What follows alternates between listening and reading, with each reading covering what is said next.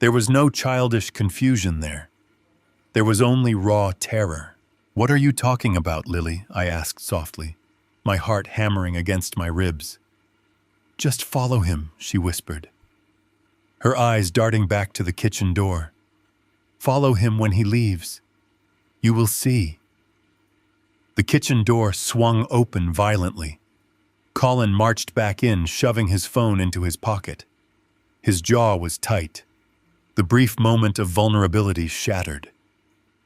Lily instantly dropped my sleeve and stepped back, looking down at the floorboards, her shoulders slumping.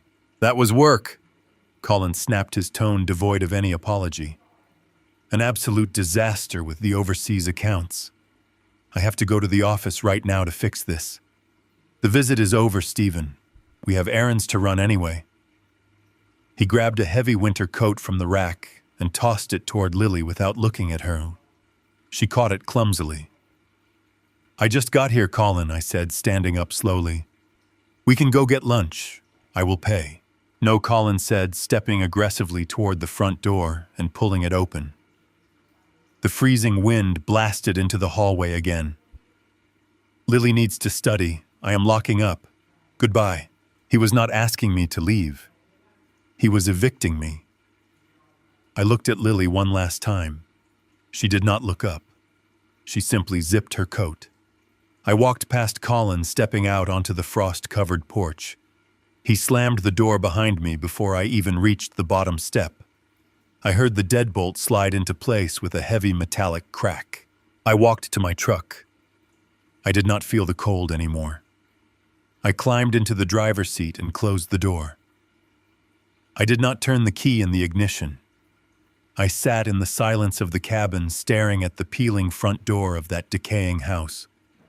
I thought about the $55,000 sitting in his account. I thought about his $1,000 sweater. I thought about the absolute terror in my granddaughter's eyes. The heater in my truck remained off. I needed the cold to keep my mind sharp. Minutes bled into one another. The suburban street was dead quiet, typical for a Tuesday morning, when everyone else was working honest jobs. My hands gripped the leather steering wheel, squeezing, until my knuckles matched the color of Lily's when she grabbed my coat. I replayed the last 8 years in my head. Rachel's sudden illness, the chaotic hospital visits, the devastating funeral where Colin wept loudly, leaning heavily on my shoulder, playing the part of the shattered widower flawlessly. I remembered the day he came to me, eyes bloodshot, handing me a stack of utility bills and mortgage notices, claiming Rachel's life insurance policy had been voided due to a missed premium payment. I had not questioned it. I had simply opened my checkbook. I had funded his grief, believing I was shielding my granddaughter from the fallout. But the child standing in that freezing living room was not shielded. She was a hostage. The heavy wooden door of the house finally opened. Colin stepped out. He was alone. He locked the deadbolt from the outside, his breath pluming in the freezing air. He walked briskly down the driveway, completely ignoring my truck, parked just 2 houses down. He did not look like a man heading to a stressful emergency meeting at an accounting firm. His posture was relaxed, arrogant. He approached a sleek, black luxury sedan parked on the street. I had never seen that car before. He always drove a sensible, mid-sized hybrid when he came to visit me. He pressed a button on his key fob, and the sedan chirped, the side mirrors folding out automatically.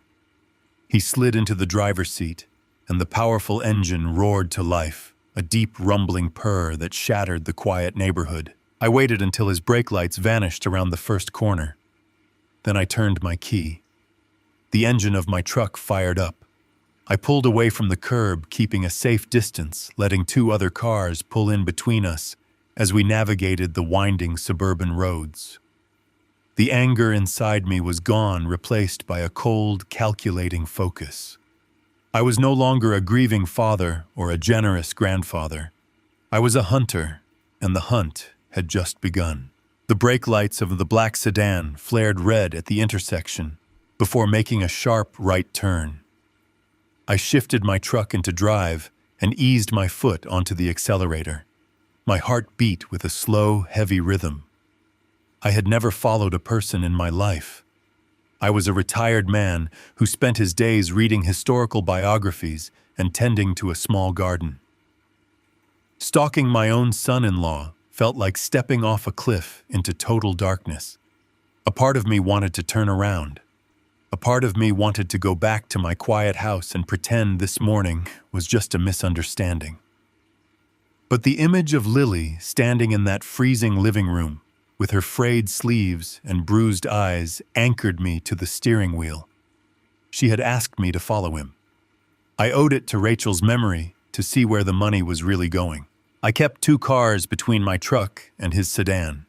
The morning traffic was thick enough to hide me, but sparse enough that I never lost sight of his vehicle. We drove out of the decaying suburban sprawl. The cracked pavements and dying lawns faded away in the rearview mirror. We merged onto the interstate, heading straight for the city center. I gripped the steering wheel so tightly, my hands ached. As I watched his expensive car weave effortlessly through the lanes, a sickening memory bubbled up from the darkest corner of my mind. It was the second Tuesday after Rachel's funeral. The house was still filled with the scent of lilies and stale coffee from the wake. Colin had come over unannounced. He looked completely destroyed. He sat at my kitchen table and buried his face in his hands. He told me that Rachel's life insurance policy was worthless. He wept as he explained a clerical error. He claimed Rachel had missed a single signature on a renewal form a month before she got sick. He said the insurance company voided the entire policy on a technicality. There was no safety net. There was no college fund for Lily. There was nothing but medical debt and the threat of bankruptcy. I remembered sitting across from him feeling the bottom drop out of my world. Rachel had been so careful. She was an actuary. She understood risk better than anyone. It made no sense that she would let her policy lapse. But grief makes you blind. Grief makes you desperate to fix whatever is left broken.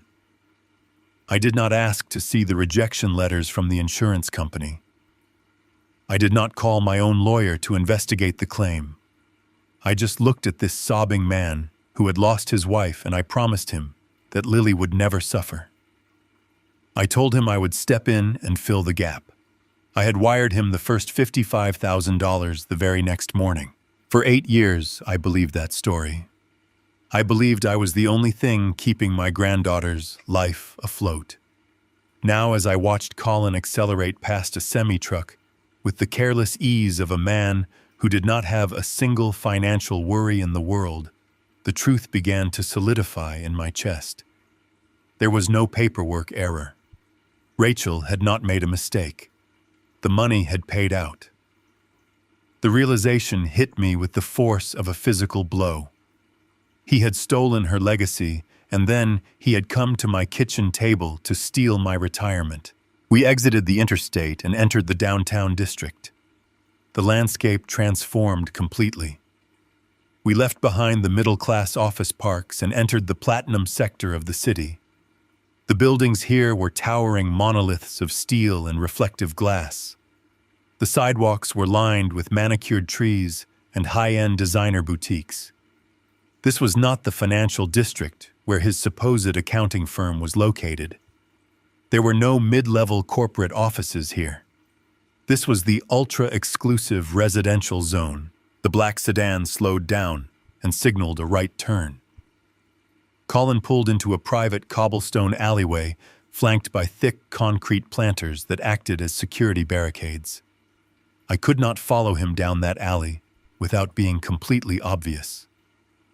I drove past the entrance and quickly parallel parked my truck in a loading zone across the wide avenue. I turned off the engine and rolled down my window just an inch to let the cold air keep me awake. I watched through the gap as Colin parked his car in a designated premium space. He stepped out and locked the vehicle. He did not rush. He did not look like a frantic employee running late for a disastrous overseas merger meeting. He strolled casually toward the entrance of the massive glass skyscraper. He carried himself with an arrogance that belonged to a billionaire. The entrance to the building was not a standard lobby door. It was a solid panel of brushed steel set flush against the glass. There was no handle and no keyhole. Colin approached a sleek black pedestal mounted into the wall. He placed his right thumb against a glowing blue glass pad. A moment later, a soft green light illuminated his face. The heavy steel door slid open silently on an automated track. A man in a pristine, tailored uniform stood just inside the lobby.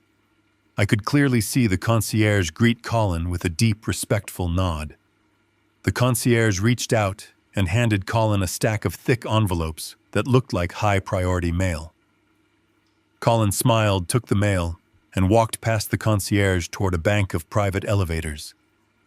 The steel door glided shut behind him, sealing him inside a fortress of extreme wealth. I sat in my cold truck with the engine off, staring at the reflection of the clouds in the side of that skyscraper. My mind worked through the logistics of what I had just witnessed. You do not use a biometric scanner to visit a client. You do not receive personal mail at a corporate meeting. That building was residential. The security alone indicated a price tag in the millions. Colin did not work downtown. He lived here. He maintained the freezing, broken-down house in the suburbs as a prop.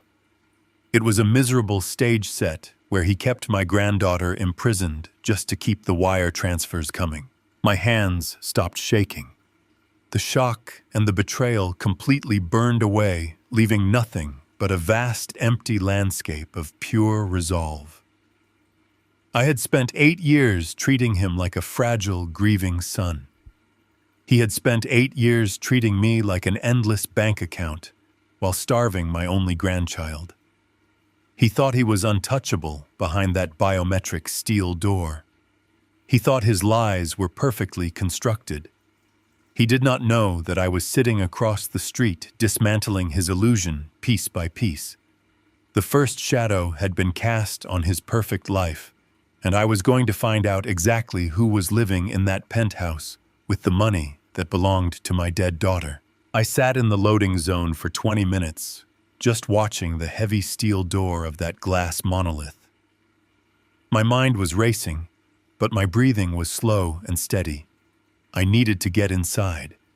I needed to see what was behind that biometric scanner. I looked around the cab of my truck. Behind the passenger seat, I had an old yellow high-visibility safety vest from my days doing volunteer road cleanup and a battered metal clipboard I used to track my garden supplies. It was not much of a disguise, but I knew from decades of working in construction management that if you walk with enough authority, people rarely question your right to be there. I slipped the vest over my wool coat and grabbed the clipboard. I stepped out of the truck and crossed the wide avenue. The wind whipped down the street, stinging my face, but I did not slow my pace. I walked straight up to the massive glass facade, bypassing the biometric scanner and heading for the discreet service door located just to the right of the main entrance. I pressed the intercom button. A moment later, a voice crackled through the speaker, asking for my purpose.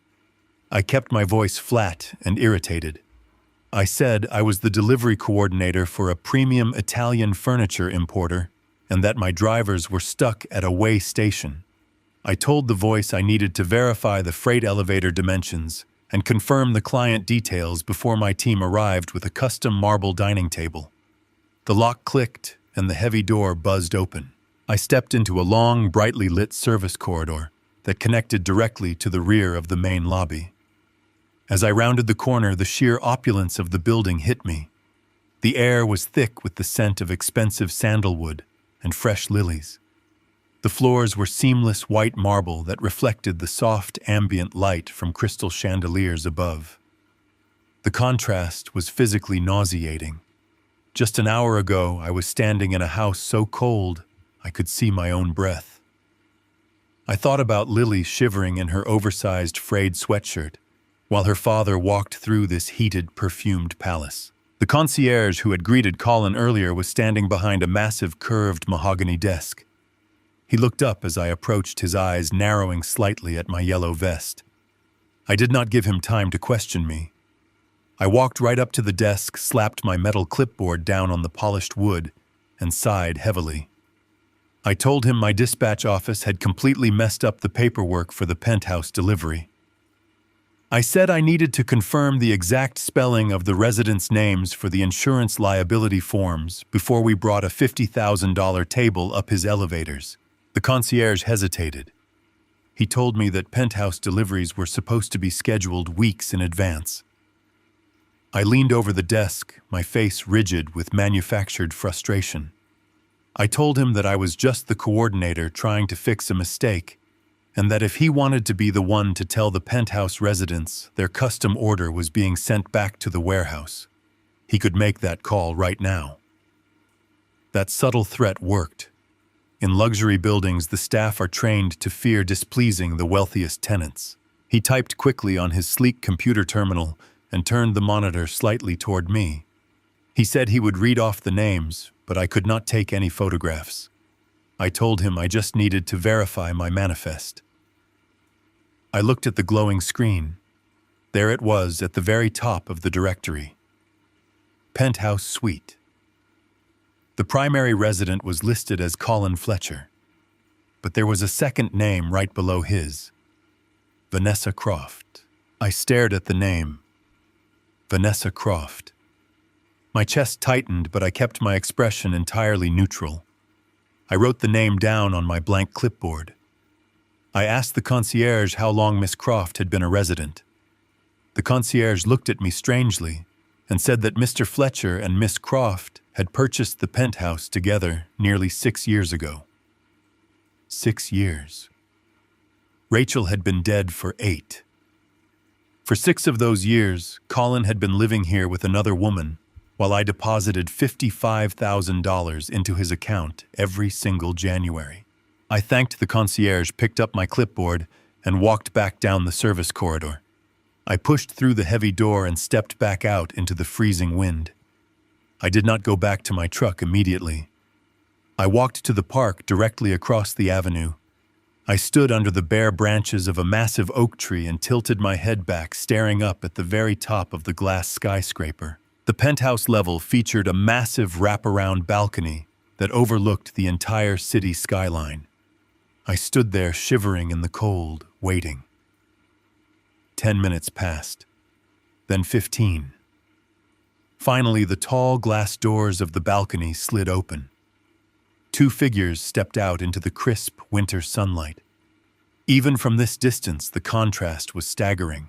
Colin had taken off his cashmere sweater. He was now wearing a tailored dark suit jacket that fit him perfectly. A woman stepped out onto the balcony beside him. Vanessa Croft. She was tall, with long dark hair that blew in the wind. She was wearing a sleek silk dress and a thick white fur wrap draped over her shoulders. Colin was holding a dark green bottle with gold foil wrapped around the neck. He popped the cork. I could not hear the sound over the city traffic, but I saw the spray of champagne catch the sunlight. He poured the sparkling liquid into 2 crystal flutes. He handed one to Vanessa. They clinked their glasses together and laughed, leaning against the glass railing to admire the city they felt they owned. I watched them drink their expensive champagne, and the final pieces of the puzzle locked into place in my mind. The money I had been sending every year to feed and clothe my granddaughter was never meant to survive inflation. It was not meant to pay for specialized tutors or warm coats. It was funding a ghost life. It was paying for the lifestyle of a billionaire fantasy. The realization was like swallowing crushed glass. I thought about the dilapidated suburban house. I thought about the broken doorbell, the dead thermostat, and the completely empty living room. That house was nothing more than a prop. It was a miserable freezing cage where he kept Lily isolated from the world just so he could maintain the illusion of being a struggling single father. He used my dead daughter's child as a piece of collateral to extort money from a grieving grandfather. While Lily sat in a freezing room wearing clothes that did not fit her, Colin was pouring vintage champagne for his secret partner in a multi-million-dollar penthouse. He had completely detached himself from his child's suffering. He was siphoning every drop of wealth he could extract from me to feed his own vanity and greed. I turned away from the building and walked back to my truck. I took off the yellow vest and threw it onto the passenger seat. I started the engine and turned the heater on full blast. The cold inside the cab slowly retreated, but the ice in my veins remained. I was no longer an old man mourning the loss of his family. I was a man who had just discovered that his family was being systematically destroyed for profit. Colin thought he had engineered the perfect scam. He thought he could keep Lily hidden in the suburbs while he lived like a king in the sky. But he had made one fatal mistake. He had let me see the cracks in his performance. He had let Lily get just close enough to whisper the truth into my ear. I put the truck in gear and pulled away from the curb. I knew exactly what I had to do next. I had to play his game. I had to put on a mask of total ignorance and walk right back into his trap. But this time I would be the one holding the wire. 3 days after I stood on the cold pavement looking up at his penthouse, my phone buzzed on the kitchen counter. It was a text from Colin. The message was brief and lacked any warmth. He asked if I was available for dinner that evening at a chain steakhouse out on the highway near his decoy house. I stared at the glowing screen. For the past 8 years, he had only ever contacted me in January when the wire transfer was due. Reaching out twice in 1 week meant he was accelerating his timeline. He wanted something else. I typed back a simple yes. I walked to the bathroom mirror and looked at my own reflection. I had to practice the face of a gullible, grieving old man. I had to bury the hunter and resurrect the victim. It was the hardest thing I have ever had to do. I arrived at the restaurant 10 minutes early. The place smelled of stale fryer grease and cheap beer. The carpet was a faded maroon with dark, sticky patches. This was exactly the kind of place Colin used to reinforce his narrative of financial struggle. He wanted me to see him eating mediocre food in a depressing environment, so I would feel sorry for him. I slid into a vinyl booth in the back corner and waited. At exactly 7 o'clock, Colin walked through the double glass doors. He was not wearing the bespoke suit I had seen him wearing on the balcony.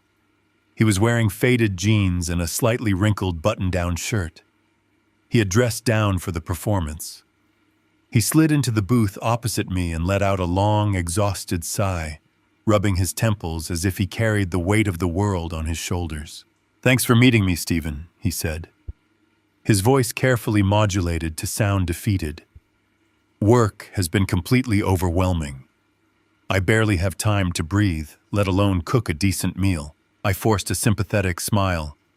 I told him I understood, and that being a single father was a heavy burden. The waitress came over and dropped 2 plastic menus on the table. Colin made a show of checking the prices. He ordered a basic burger and a tap water. I ordered a coffee. I kept my hands folded on the table to hide the fact that my fists were clenched so tight, my fingernails were cutting into my palms. I asked him how Lily was doing.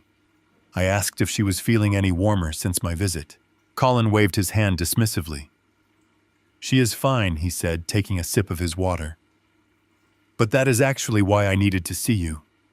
We have a serious problem, Stephen." He leaned forward, resting his forearms on the sticky table. As he made the movement, the cuff of his wrinkled shirt slid back just a fraction of an inch. A flash of silver and sapphire caught the harsh fluorescent lighting of the restaurant. It was a luxury watch, a platinum Rolex. I knew enough about watches to know that model cost more than the truck I drove to get here. He quickly pulled his sleeve down, but the damage was done. He was sitting in a cheap steakhouse pretending to be destitute while wearing $40,000 on his wrist. My blood boiled. The urge to reach across the table and grab him by the throat was almost overpowering. But I remembered Lily shivering in that house. I swallowed the bile rising in my throat and leaned in, mirroring his serious expression. "What kind of problem?" I asked, keeping my voice laced with appropriate grandfatherly concern. Colin lowered his voice, looking around as if sharing a painful secret. "It is her schoolwork," he said, shaking his head sadly. "The teachers called me in for an emergency meeting yesterday. Lily is falling severely behind. They are talking about holding her back a grade. They suspect she has severe learning disabilities. Dyslexia may be something worse. The public school system cannot accommodate her needs. They told me if I do not get her into a specialized intensive tutoring program, immediately her cognitive development will be permanently stunted." The lie was so grotesque it took my breath away. He was weaponizing the child he was actively neglecting. He was inventing medical and psychological defects to extract more capital. I thought about the dark circles under Lily's eyes. She was not failing because of a learning disability. She was failing because she was starving and freezing and completely abandoned by the man sitting across from me. I widened my eyes, playing the part of the horrified elder. I asked him what we needed to do to fix it. I asked him how much the specialized program would cost. Colin looked down at the table, pretending to be ashamed. "The specialized academy is incredibly expensive, Stephen. They require a dedicated behavioral therapist and custom curriculum software. With the private school tuition, it pushes the annual cost to $80,000. I have tried to secure a second mortgage on the house, but the bank rejected me. I am out of options. I do not know how I am going to save her." $80,000. He was asking for a $25,000 raise to fund his penthouse lifestyle. He looked up at me, his eyes wide and pleading. He was an incredibly talented actor. If I had not seen Vanessa Croft drinking champagne on that balcony, I would have written the check right there in the booth. I let a heavy silence hang between us. I looked at the plastic salt shaker. I looked at the faded menu. Then I looked back at Colin. I let out a long, trembling breath, acting as if I was making a massive personal sacrifice. "I will do it," I said softly. "I will liquidate one of my remaining mutual funds and increase the annual transfer to $80,000. Lily is my blood. I will not let her fall behind." Colin's shoulders dropped in exaggerated relief. He reached across the table and squeezed my arm. "Thank you, Stephen," he whispered. "You have no idea what this means for her. I promise I will pay you back someday when I get on my feet." I smiled at him, a cold, dead smile that he mistook for affection. I pulled my arm away gently. "There is just one thing, Colin," I said, my tone shifting slightly to something more businesslike. "My accountant has been hounding me about these large transfers. The IRS is getting strict about untaxed family gifts. If I am going to pull another $25,000 out of my investments, I need to categorize it properly as a direct medical and educational expense to avoid a massive penalty." Colin frowned slightly, the first sign of genuine emotion cracking his facade. "What does that mean exactly?" "It just means I need a paper trail," I explained, keeping my voice light and breezy. "Before I authorize the $80,000, I need you to send me the official medical diagnoses from the school psychologist and the detailed invoices from this new specialized tutoring program. Just basic billing documents with letterheads, so my accountant can file them with my returns. It is just a formality to keep the government off my back." Colin relaxed. The slight panic in his eyes vanished, replaced by his usual supreme arrogance. He thought I was just an old man worried about a tax audit. He thought he could easily whip up some fake documents on his laptop. He had been forging his reality for 8 years. He had no reason to believe a few fake invoices would trip him up now. "Of course, Stephen," he said, waving his hand dismissively. "I will have the school and the clinic email me the official invoices and the diagnostic reports by tomorrow morning. I will forward them straight to you, whatever you need for your taxes." "Perfect," I said, picking up my coffee cup. "The moment I have those documents, the money will be released." The waitress brought his burger. He ate it with the enthusiasm of a man who had just won the lottery. He talked about the weather. He talked about sports. He played the part of the relieved father to absolute perfection. As he devoured the greasy meal, I noticed the subtle tells of his deception. The way he chewed with absolute confidence. The way he did not ask a single question about Rachel's memory or how I was coping with the anniversary of her death. He was entirely consumed by his own victory. He wiped his mouth with a paper napkin, leaving a smear of grease on the cheap paper. I imagined Vanessa Croft waiting for him in the sky, probably wondering why he was late for their real dinner. I imagined him laughing with her later tonight, telling her how easily he manipulated the old fool. I asked for the check. I paid for his burger with exact change. We walked out into the freezing parking lot together. He wrapped his arms around himself, shivering violently, playing the part of the cold, tired worker, heading back to his freezing house. He thanked me again, his breath pluming in the air. I told him to just get me those documents. He promised he would. He got into his hybrid decoy car and drove away toward the suburbs. I knew he would circle the block, make sure I was gone, and then head straight back to the biometric scanner downtown. I got into my truck. I did not follow him this time. I did not need to.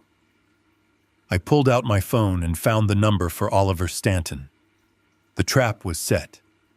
Now I needed a monster to help me spring it. The morning after my dinner with Colin, the promised documents arrived in my email inbox. They looked incredibly professional.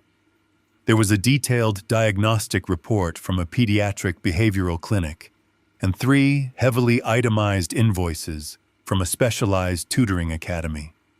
I printed every single page. I did not call my regular accountant, who handled my standard retirement taxes. I drove straight into the financial district to a high-security building that housed the offices of Oliver Stanton. Oliver was not a family lawyer who handled friendly mediations or gentle estate planning. He was a forensic accountant and a corporate attorney who specialized in tearing apart offshore tax havens and destroying financial criminals. We had history together. 8 years ago, he was just a junior associate assigned to help me organize the basic paperwork after my daughter's funeral. He had been quiet and respectful back then, diligently sorting through hospital bills. Now he was a senior partner in the firm, known throughout the city for his absolute ruthlessness. I sat in his massive glass-walled office overlooking the busy downtown streets. The room was perfectly sterile and entirely intimidating. There were no family photos on his desk. There was only a sleek dual-monitor computer setup and stacks of heavily redacted legal briefs. Oliver walked in carrying 2 cups of black coffee. He wore a charcoal suit that looked like armor. He did not offer empty condolences or engage in polite small talk. He knew I would not be sitting in his office unless a disaster had occurred. I took a sip of the bitter coffee and slid the manila folder across the polished glass desk. I told him I needed him to quietly verify the authenticity of the enclosed invoices. I explained that my son-in-law was requesting an additional $25,000 on top of my annual $55,000 wire transfer to pay for these specialized educational and medical services. Oliver opened the folder. He did not say a word. He just adjusted his glasses and began reading the documents line by line. I watched his eyes scan the pediatric behavioral report. Then he moved to the billing invoices from the tutoring academy. He held one of the pages up to the natural light streaming through the window, studying the formatting of the letterhead and the alignment of the text. His expression remained completely blank, but his fingers tapped a slow, rhythmic beat against the edge of his massive desk. He dropped the paper back into the folder. He told me the formatting was incredibly sophisticated, but the routing numbers at the bottom of the invoice were structured like commercial holding accounts, not educational institutions. Oliver turned to his computer and quickly typed the tax identification numbers listed on the Tutoring Academy invoice into his forensic financial database. I sat in total silence listening to the rapid clicking of his keyboard.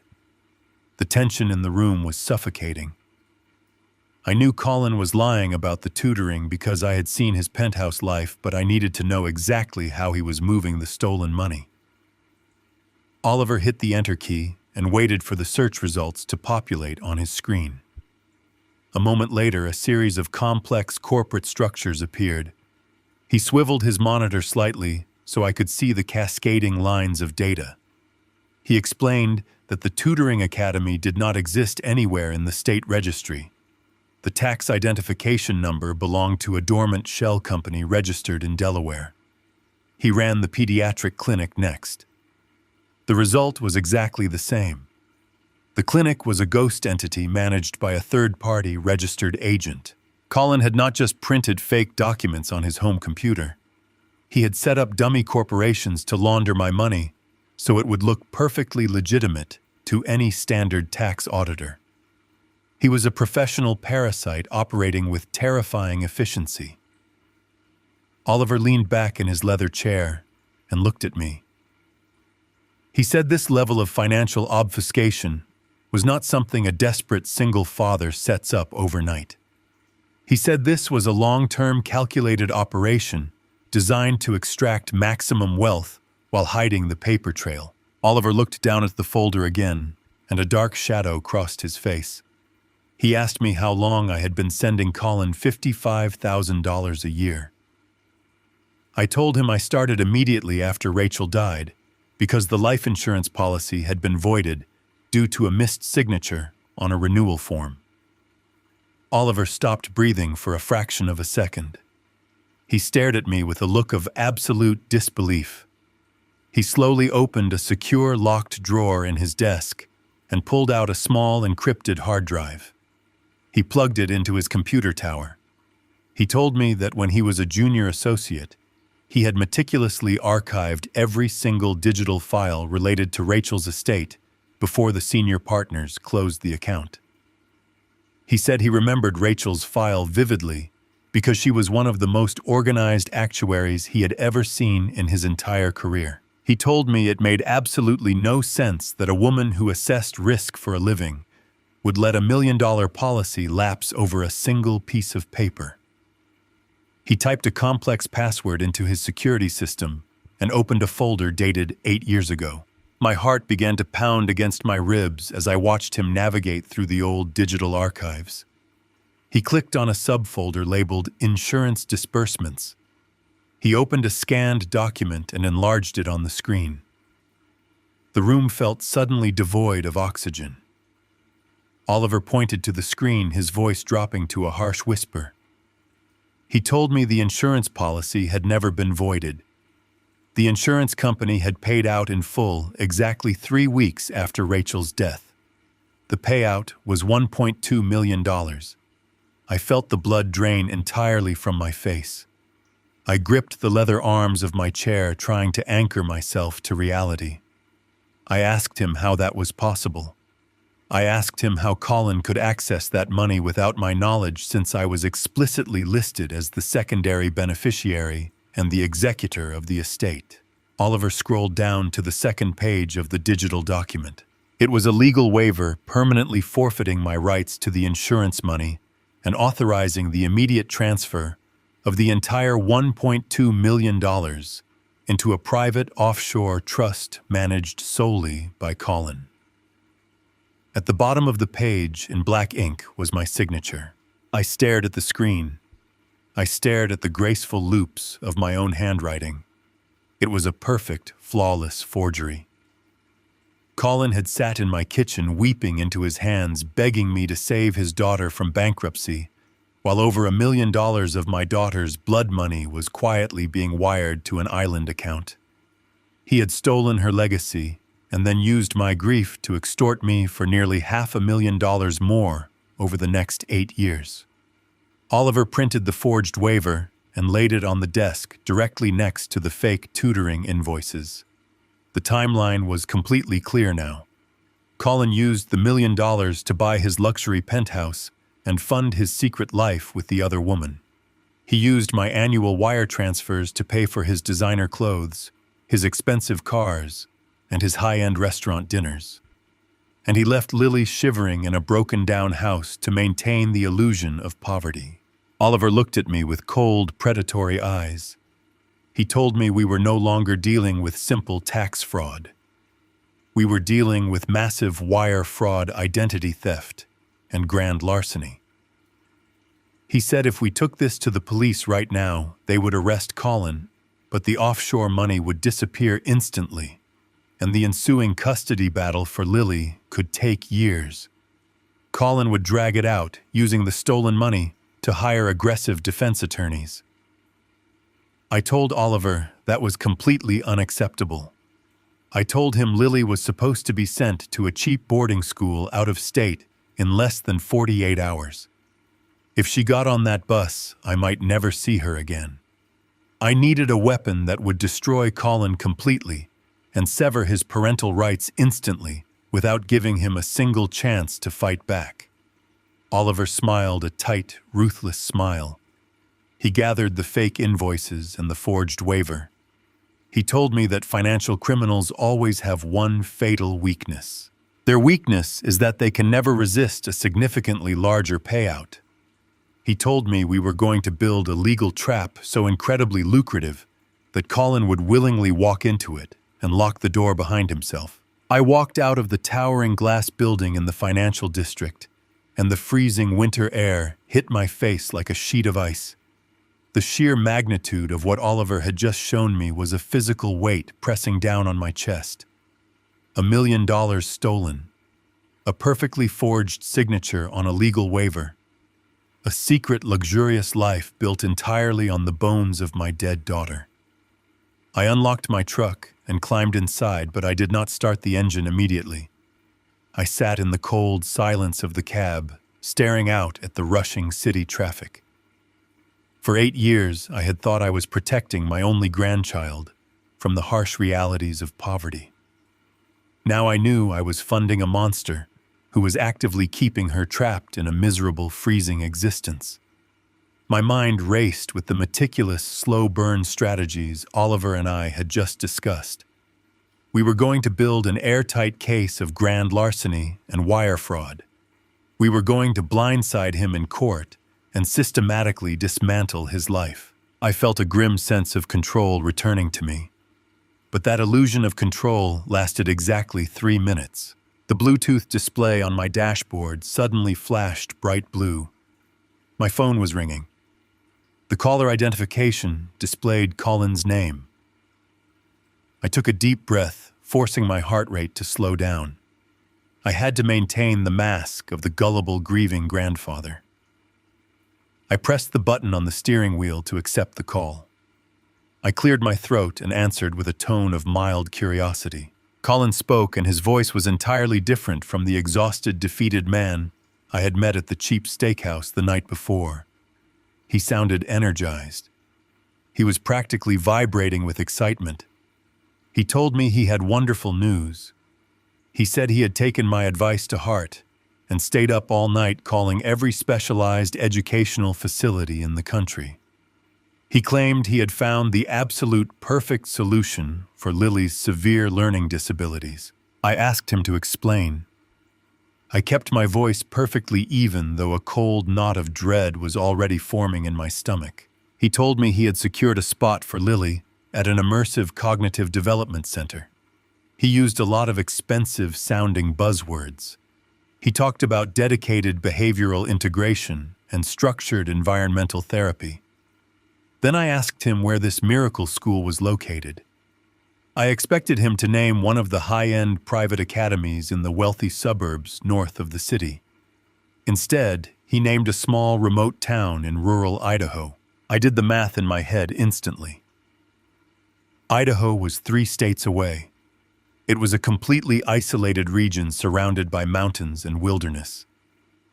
I asked him why he was sending her so far from home. His tone shifted, becoming slightly defensive, but masked with fake parental concern. He told me it was a strict year-round residential program. There were no summer breaks. There were no weekend visits. He explained that the facility requires a minimum 12-month blackout period for new students. That meant no phone calls and no holiday visits home for an entire year. He claimed it was standard protocol to ensure the children were fully integrated into the therapeutic environment without any emotional distractions from their families. He was not sending her to a school. He was exiling her. He was paying a discount facility to make his only liability disappear permanently. I asked him about the cost. He laughed a light, arrogant laugh. He said the $80,000 I promised to transfer would cover the first full year of tuition and board perfectly. He said he had already signed the preliminary enrollment forms electronically. Then he delivered the final crushing blow. He told me that because of her supposedly severe needs, the academy required immediate placement. He said he had arranged for a specialized private adolescent transport service to pick her up from the house early Thursday morning. I looked at the digital clock on my dashboard. It was Tuesday afternoon. Thursday morning was less than 48 hours away. The implications crashed over me like a collapsing building. If he got her across state lines, the legal jurisdiction would change entirely. She would be locked away in a cheap remote holding facility while he pocketed the massive remainder of my $80,000 to pay for his penthouse lifestyle with Vanessa Croft. Lily would become a ghost lost in a system designed to keep difficult children out of sight. I would never be able to see her again. I forced my voice to convey nothing but deep relief and profound gratitude. I told him I was incredibly proud of him for taking such swift and decisive action. I told him he was a truly dedicated father, making a massive sacrifice for his child. Every single word tasted like battery acid in my mouth. I assured him the funds would be processed by my bank tomorrow. He thanked me profusely, his voice dripping with triumphant greed, and then he hung up. I immediately threw the truck into gear and pulled out into the traffic. My hands were gripping the steering wheel so hard, my knuckles ached.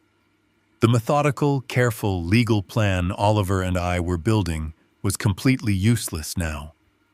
We did not have weeks to subpoena offshore bank records. We did not have months to build an airtight wire fraud case. We had less than 2 days. I dialed Oliver's direct office line through the truck speakers. He answered on the first ring. I did not bother with pleasantries. I repeated the entire conversation to him word for word. I told him about the facility in Idaho. I told him about the 12-month isolation protocol. And I told him about the private transport van arriving in 48 hours. The line was completely silent for a long moment as Oliver processed the sudden violent compression of our timeline. When he finally spoke, his voice was completely stripped of its usual professional detachment. He sounded genuinely alarmed. Oliver told me the legal reality was much worse than I even realized. He explained that if Colin successfully established Lily's residency in Idaho, any emergency custody petition I tried to file in our home state would be thrown out immediately. We would be dragged into a horrific jurisdictional dispute that could take years to resolve. Colin would have total, absolute control over her location, and he would use my stolen money to hire lawyers to keep me away. I asked Oliver how we stopped the transport van. I asked him if the forged insurance documents were enough to get Colin arrested right now. Oliver gave me a grim answer. He said financial crimes take time to process. Getting a warrant for offshore wire fraud requires federal judges and complex jurisdiction approvals. It would take at least a week just to get a detective assigned to the forgery. But child endangerment is entirely different. Child endangerment demands immediate catastrophic police intervention. Oliver told me that if we wanted to stop that transport van from leaving the driveway on Thursday morning, We needed undeniable visual proof that Colin was actively neglecting her right now. We needed a smoking gun so severe that it would force local law enforcement and child protective services to raid the house and strip his parental rights on the spot. I looked over at the passenger seat of my truck. In the center console, underneath a stack of old toll receipts, I had a spare brass key. Colin had given it to me 6 years ago, claiming it was for extreme emergencies only. I had never used it because he always insisted on being present whenever I visited. I knew Colin was currently downtown in his luxury high-rise celebrating his massive incoming payday with his secret partner.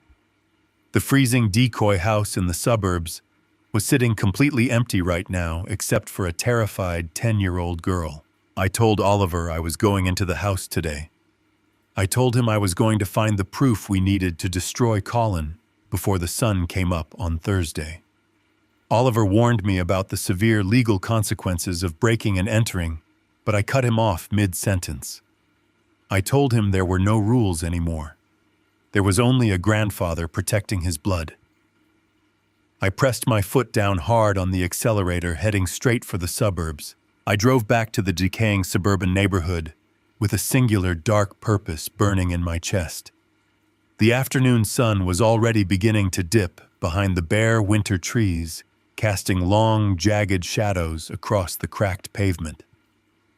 I parked my heavy truck 2 streets over, hiding it behind a row of overgrown hedges. I had to assume Colin was paranoid enough to have some sort of exterior motion sensor linked to his smartphone. I walked through the overgrown back alley, stepping carefully over broken glass and discarded trash. My heavy boots made almost no sound on the frozen dirt. I reached the back gate of his property and slipped the rusted latch. The backyard was a complete wasteland of dead brown grass and rotting patio furniture. It looked like a house that had been abandoned for years. I approached the back door. My hands were completely steady as I reached into my heavy wool coat pocket and pulled out the brass key he had given me 6 years ago. He had installed a basic security keypad near the doorframe. I remembered him bragging about it once, claiming it was top of the line to keep Lily safe. But I had spent 40 years in construction management, and I knew exactly what brand it was. It was a cheap off-the-shelf system you buy at a discount hardware store. I slid the brass key into the deadbolt and turned it. The heavy lock clicked open. I pushed the door inward, and the keypad immediately began to emit a high-pitched warning tone. I had exactly 30 seconds before it triggered an automated police dispatch. I did not panic. I knew Colin was incredibly cheap when it came to everything outside his own personal luxury. I reached under the cheap plastic housing of the keypad and simply pulled the battery compartment loose with my bare hands. The beeping died instantly. The house fell into an absolute suffocating silence. I stepped into the kitchen, and the freezing indoor air hit me again. It smelled like dust and damp, rotting wood. I walked over to the refrigerator. I opened the door expecting to see meager rations or cheap processed food. Instead, I found a thick, heavy-duty steel padlock, secured through 2 custom-drilled metal brackets on the door and the frame. He had literally locked the food away from a 10-year-old child. My stomach turned violently. I peered through the small gap in the rubber magnetic seal. There was nothing inside but a few bottles of filtered water and some expired generic condiments. I moved to the dry pantry. The wooden door was also padlocked shut. He was intentionally starving her, regulating her caloric intake so he did not have to spend a single dime of his stolen millions on groceries for his own daughter. I left the kitchen and walked down the dark, narrow hallway toward the bedrooms. I pushed open the door to Lily's room. The temperature dropped even further. It felt like walking into a meat locker. I looked at the window. The thin glass was single pane and completely frosted over from the inside. There were no thermal curtains, just a cheap plastic blind pulled tight to hide the misery from the street. Her bed was a small, stained mattress resting directly on the floorboards, covered with a single thin gray blanket. There were no toys. There were no colorful books. There were no signs of childhood joy anywhere. It looked like a prison cell designed for maximum psychological punishment. I touched the mattress. It was ice cold. I thought about the plush white imported carpet and the roaring gas fireplace in his downtown penthouse. I thought about Vanessa Croft wearing a thick fur wrap while sipping vintage champagne on a balcony funded by my daughter's death. I left her freezing room and moved further down the hall to the master bedroom, which Colin had converted into his supposed home office. The door was locked, but a simple twist of a flathead screwdriver I brought from my truck popped the cheap mechanism. I stepped inside. The room was surprisingly warm. He had installed a massive industrial space heater in the corner, but he had positioned it so the heat only warmed the area directly around a large, expensive leather chair. On the polished wooden desk sat a high-end computer monitor and a locked metal server box. I walked over to the desk and noticed a small black dome mounted in the upper corner of the ceiling. It was a digital security camera. I quickly checked the hallway outside the office and found another camera angled directly at Lily's bedroom door. They were not pointing outside to stop dangerous intruders. They were pointing inside to monitor a captive child. I sat down in the leather chair and moved the computer mouse. The large screen woke up, illuminating the dark room. It requested an administrator password. I thought about the arrogance of financial criminals. They always believe they are the smartest people in the room, but they are ultimately creatures of immense ego and vanity. I typed the name of his exclusive downtown street, followed by the year he bought the luxury penthouse. Access denied. I paused for a second, and then typed Vanessa Croft's last name followed by the word penthouse. The screen unlocked instantly. The digital desktop was cluttered with financial folders, but one specific icon caught my eye immediately. It was labeled Home Monitoring Archive. I double-clicked the folder and opened the video management software. It contained hundreds of indexed video files organized by date and timestamps. I clicked on a large file from last weekend. The high-definition video feed opened, showing the dark hallway. A digital timestamp in the bottom corner read, Friday evening at 6 o'clock.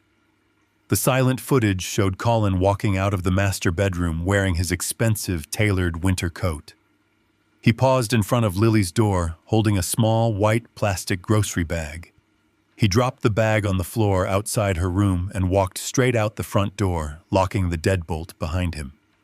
I fast-forwarded the video. For 48 straight hours, the house remained completely empty. No one came to check on her. No one left. The only movement was Lily briefly opening her door, shivering violently in her oversized sweatshirt, taking the small plastic bag and retreating back into the freezing darkness. I opened another file from 2 weeks ago. The exact same horrific pattern played out on the screen. He was leaving her entirely alone in this freezing house with nothing but a single bag of cheap snacks from Friday night until Sunday evening, while he lived with his mistress downtown. This was the exact, undeniable proof Oliver needed. This was not just complex financial neglect. This was felony child endangerment. This was a direct, verifiable threat to her physical survival. Local law enforcement could not ignore this footage. A family court judge would not wait weeks to process offshore bank records when presented with high-definition video evidence of a child abandoned for days in a freezing home. I pulled a heavy-duty, high-capacity flash drive from my coat pocket. I plugged it into the port on the front of the metal server box.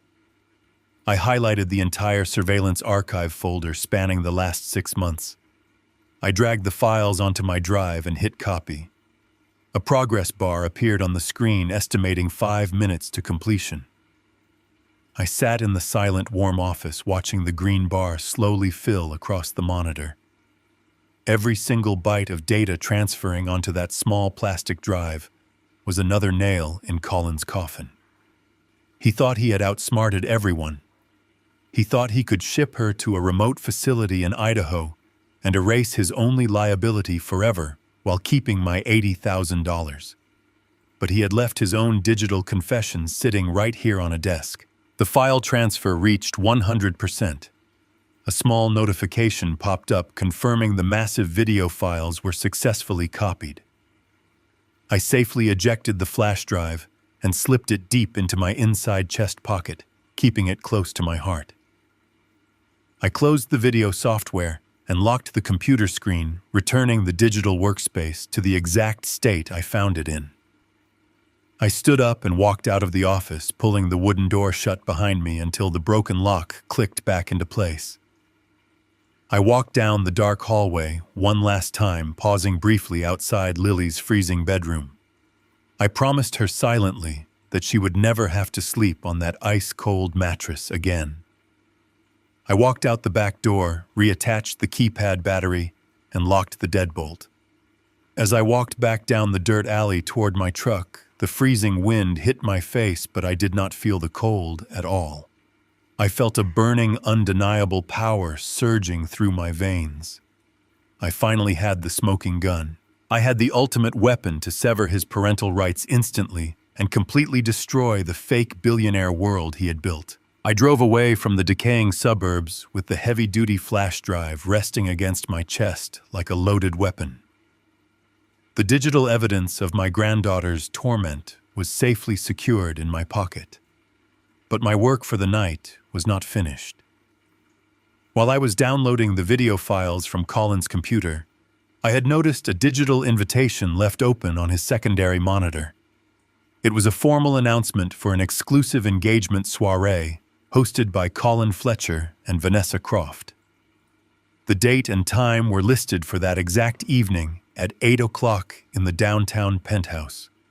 He was throwing himself a massive celebration to commemorate his upcoming wedding and his incoming $80,000 payday. I looked at the dashboard clock. It was just past 7:30. I had enough time to make an appearance. I navigated the truck back onto the interstate, heading straight for the glowing skyline of the financial district. I did not want to confront him in front of his wealthy friends. I did not want to scream or throw punches. I wanted to do something much more damaging. I wanted to infect his perfect reality with a virus of pure paranoia. I parked my truck in a dark underground garage 2 blocks away from the glass skyscraper. I took a moment to adjust my clothing. I was wearing my dark wool winter coat over a crisp button-down shirt and dark trousers. It was not a bespoke tuxedo, but it was formal enough to blend into the shadows of a crowded room. I walked the 2 blocks through the biting winter wind and approached the service entrance of the building. The evening staff was entirely focused on the massive influx of catering crews and florists rushing into the lobby. I slipped through the side door unnoticed, falling into step behind a line of waiters carrying massive silver trays of fresh oysters and crystal champagne flutes. I kept my head down and my expression entirely blank, acting like a senior event coordinator supervising the chaotic delivery process. We piled into the oversized stainless steel freight elevator. I stood in the back corner as the numbers above the door climbed rapidly toward the penthouse level. The heavy metal doors slid open, and the noise of the party hit me like a physical wave. The sheer scale of the wealth on display was instantly nauseating. The freight elevator opened directly into a massive catering staging area just off the main living space. I stepped out of the service corridor and walked smoothly into the primary reception room. It was not an apartment. It was a palace suspended in the clouds. The floor-to-ceiling glass windows offered a breathtaking panoramic view of the entire city. The floors were polished white marble that reflected the soft glow of hundreds of floating candles. A live string quartet was playing a classical arrangement in the corner. I walked slowly along the perimeter of the room, keeping my back close to the wall, observing the world my dead daughter's life insurance had purchased. There were at least 100 guests mingling in the massive space. They were the absolute elite of the city. Men in tailored silk suits and women wearing diamonds that caught the light with every movement. I looked at the massive ice sculpture dominating the center of the room. I looked at the towering floral arrangements of rare imported orchids that lined the balcony doors. I did a rough calculation in my head based on my years of managing large corporate events. The catering, the live music, the premium alcohol, and the decorations alone cost an absolute fortune. This single party cost easily $55,000. It was the exact amount I had wired to him last January. He was literally drinking the money that was supposed to keep his daughter warm. While Lily sat shivering in the dark, eating cheap expired snacks, he was feeding imported caviar to strangers. I continued my slow, deliberate pacing around the edge of the room. No one paid any attention to me. To them, I was just an older gentleman, perhaps an uncle or a retired business partner enjoying the music. Then I spotted her. Vanessa Croft was standing near the grand piano. She looked stunning in a floor-length emerald gown, her dark hair styled perfectly. She was laughing brightly, resting her hand elegantly on the arm of a wealthy older man. She radiated the absolute confidence of a woman who believes her future is entirely secure. She had no idea that her entire existence was funded by the systemic torture of a 10-year-old girl. Or perhaps she did know and simply did not care. It did not matter. Her world was about to end just as abruptly as Colin's. I turned my gaze away from the bride-to-be and scanned the center of the room. There he was. Colin was holding court near the massive glass balcony doors. He looked like a king, completely untouched by consequence. He was wearing a dark velvet dinner jacket that fit his broad shoulders perfectly. His platinum luxury watch caught the ambient light as he gestured expansively, telling a story to a circle of attentive listeners.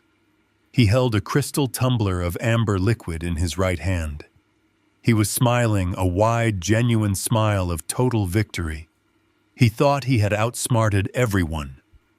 He thought he was 48 hours away from banishing Lily to a frozen wasteland and securing an $80,000 annual income for the rest of his life.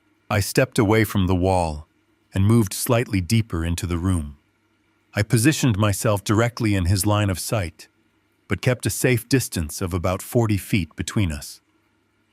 I stood perfectly still.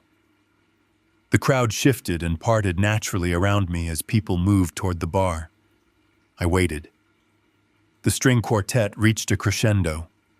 Colin tossed his head back, laughing at a joke someone in his circle had just made. As his laughter subsided, his eyes naturally swept across the room, surveying his kingdom. His gaze washed over the crowd and then stopped. His eyes locked directly onto mine.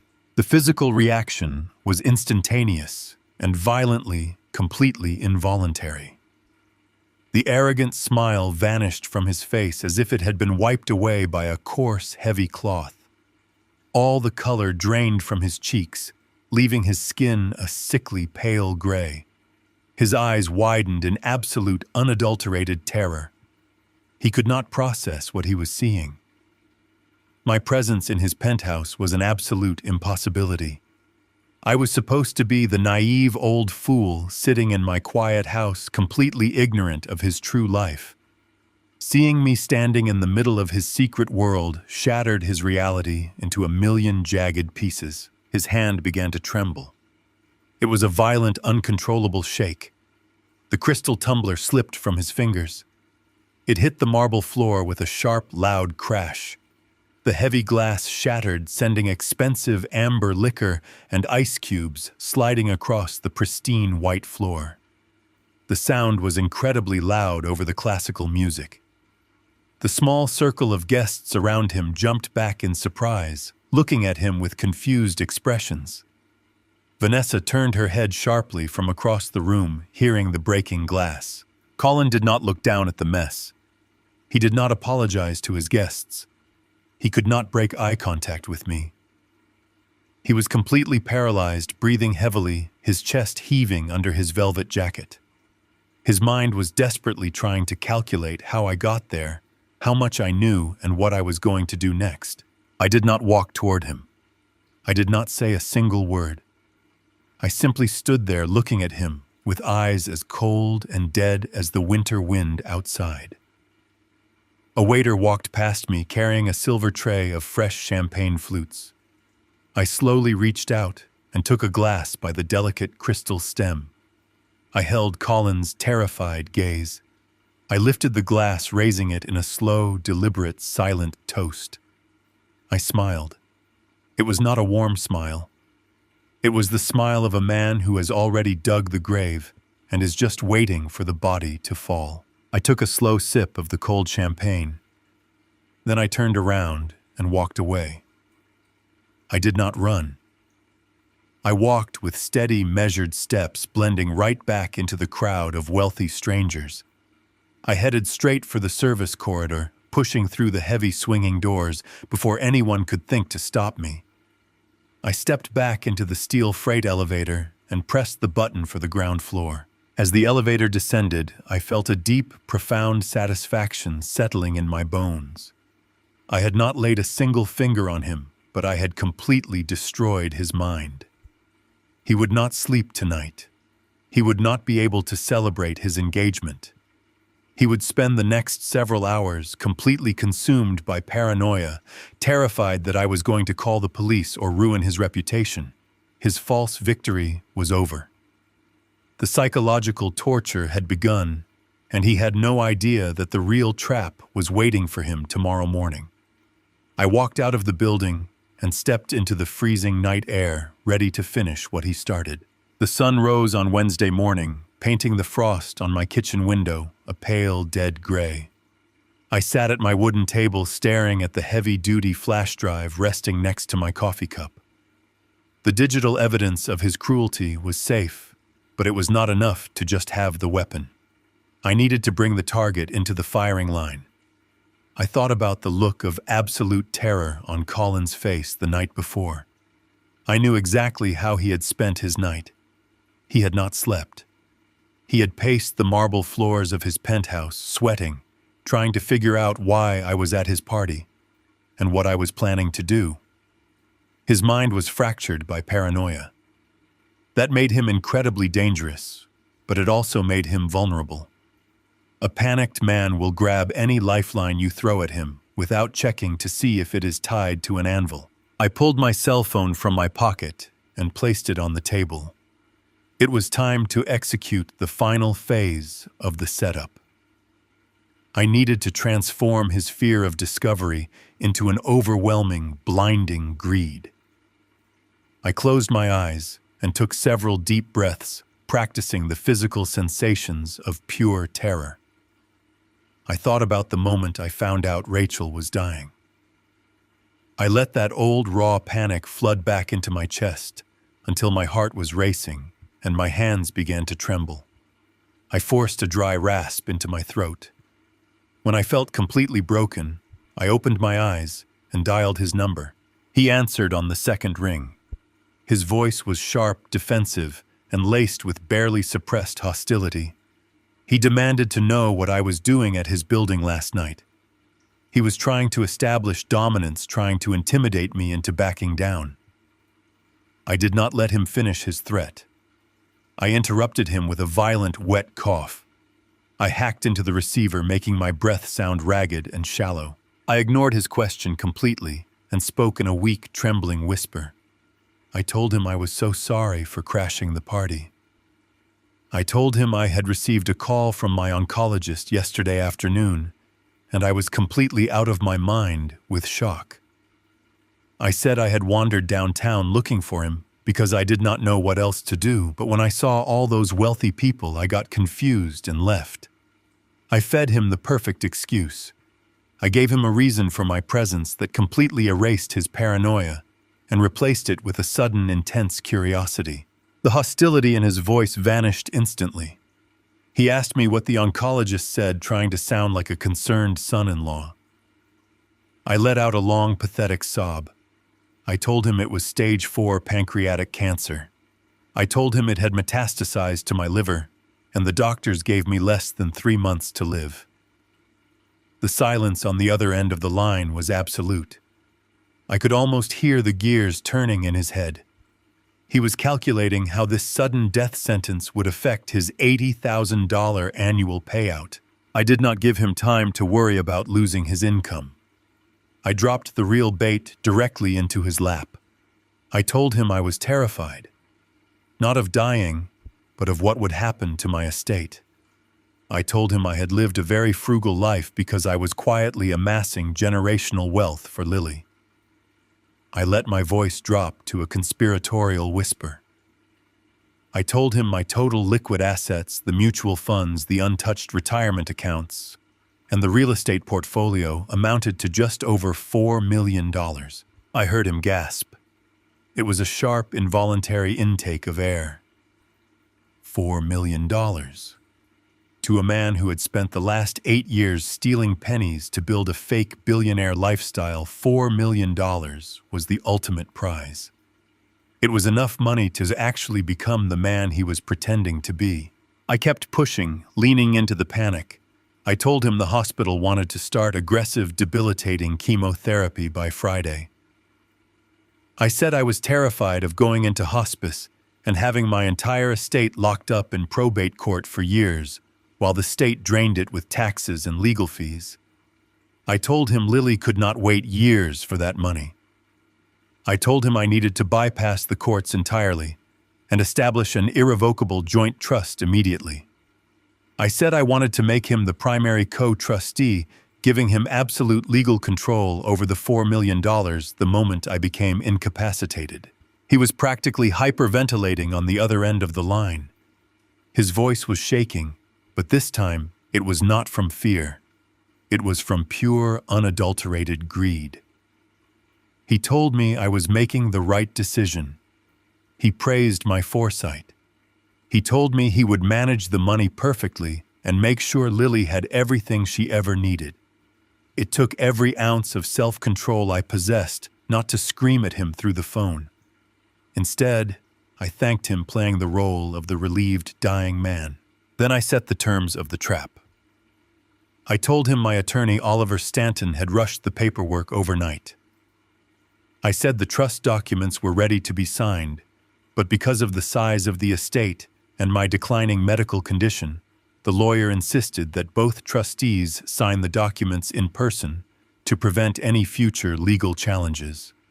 I told him he needed to be at Oliver's office downtown at exactly 9 o'clock tomorrow morning. Colin hesitated. The trap hit a snag. He reminded me that the private transport van was scheduled to pick Lily up tomorrow morning to take her to the facility in Idaho. He said he had to be at the house to sign the custody transfer forms for the drivers. He asked if we could push the legal meeting to the afternoon. I tightened the noose. I made my voice sound frantic and entirely uncompromising.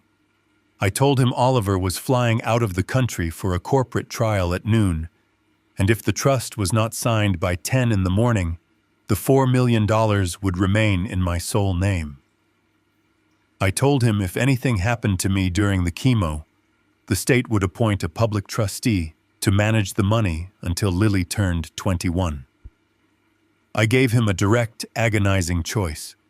He could stay home and get rid of his daughter, or he could come to the office and become a multimillionaire.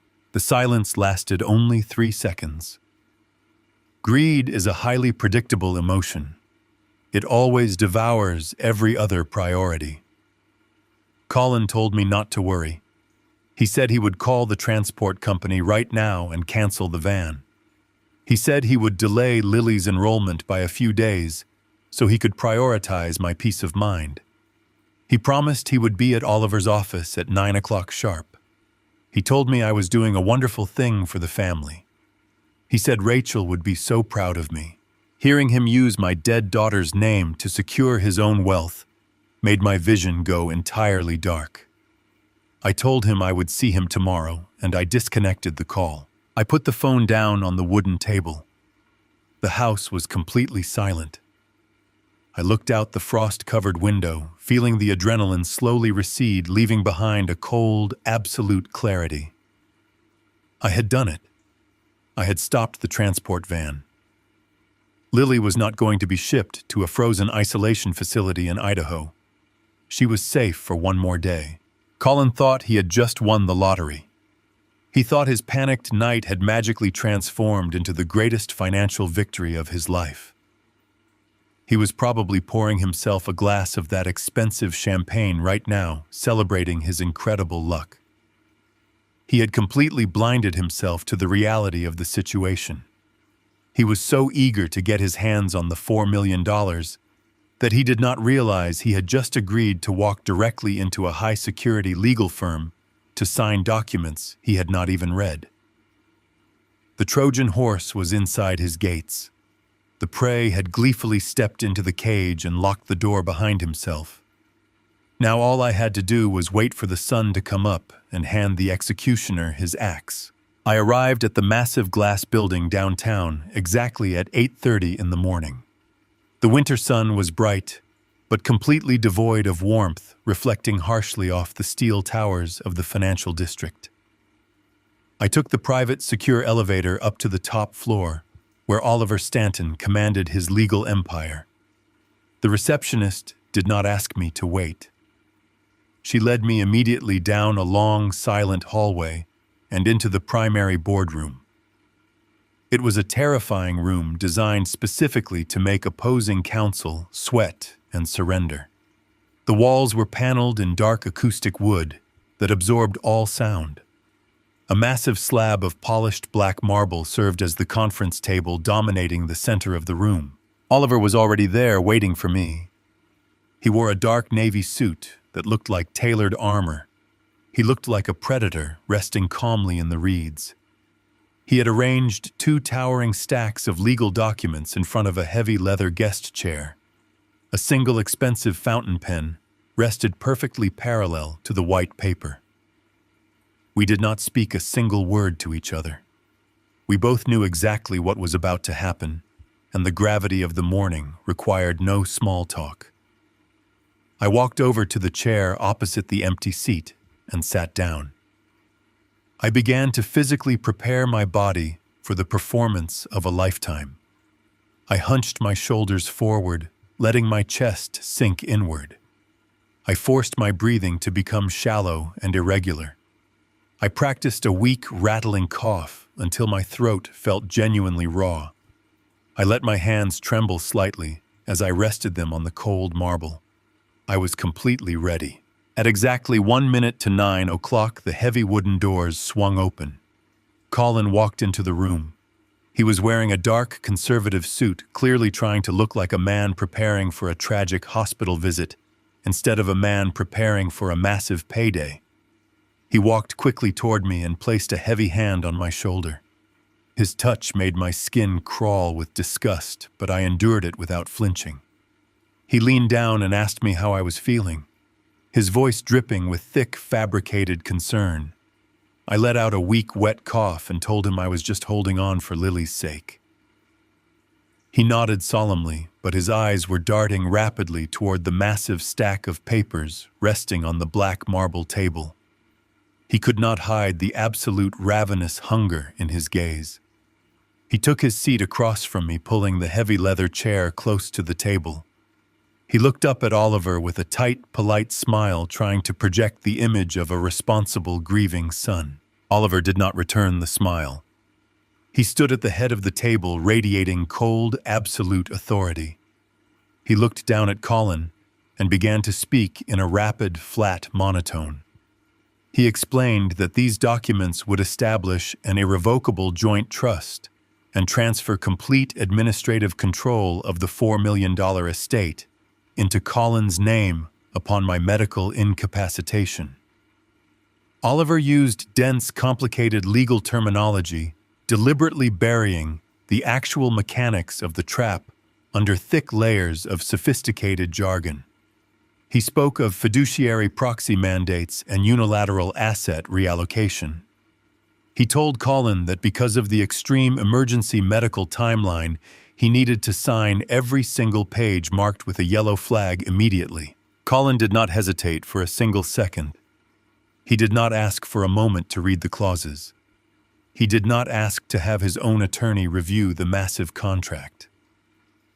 Greed had completely blinded him to basic common sense and self-preservation.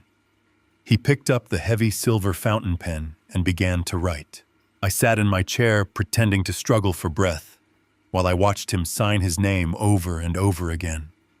The sharp scratch of the metal nib against the thick parchment paper echoed loudly in the quiet acoustic boardroom. Page after page, he willingly signed away his entire life. He signed the waiver acknowledging absolute financial transparency. He signed the asset transfer authorizations that actually gave Oliver access to audit all of his personal accounts. He was moving so fast his signature began to degrade from a neat cursive script into a frantic, jagged scribble. He thought he was locking down a generational fortune. He thought he was outsmarting a dying old man and securing a lifetime of extreme luxury for himself and Vanessa Croft. He flipped aggressively to the second stack of documents. Oliver calmly explained that these were the secondary guardianship and liability transfers required by the state to finalize the estate bypass. Colin just nodded aggressively, not even looking up from the paper. He was sweating slightly now. A small bead of moisture formed on his forehead and rolled down his temple as he reached the final pages of the second stack. He was like a starving animal devouring poisoned meat, completely unaware of the venom entering his bloodstream. He flipped to the very last page of the massive legal stack. He pressed the pen down hard, leaving a dark, permanent pool of ink on the final signature line. He let out a long, heavy breath of pure relief and dropped the silver pen onto the black marble. He looked up at me with a bright, triumphant smile. He told me it was done.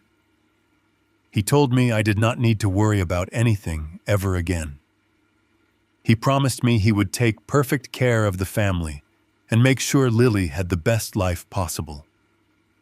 Hearing him use her name as a prop while he believed he was stealing my money sent a shockwave of pure rage through my nervous system.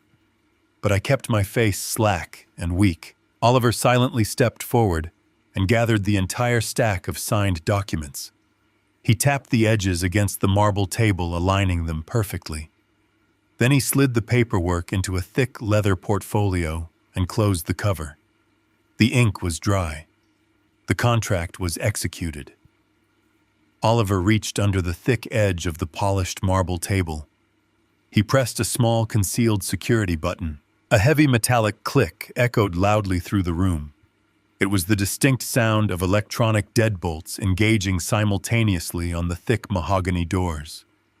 The sound was so absolute and final that Colin physically flinched in his chair. He looked back over his shoulder at the doors and then turned his head to look back at Oliver. The triumphant, greedy smile began to falter on his face, replaced by a sudden creeping confusion. He asked Oliver why the doors had just locked. Oliver did not answer him. Oliver simply stepped back from the table and crossed his arms over his chest, staring down at Colin with eyes full of utter predatory contempt. I took a slow, deep breath, filling my lungs completely.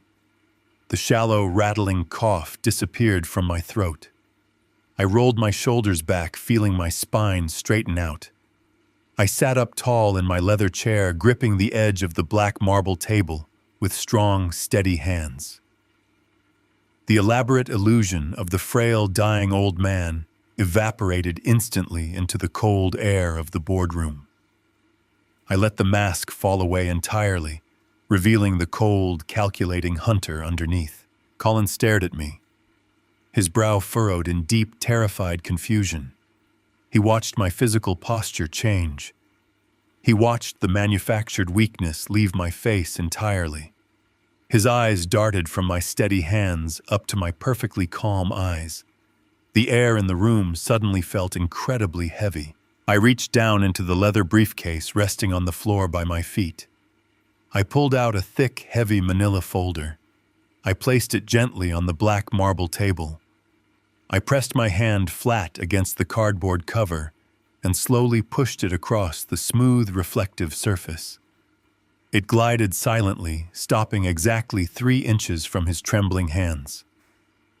I looked directly into his eyes, letting 8 years of grief and anger distill into a single piercing stare.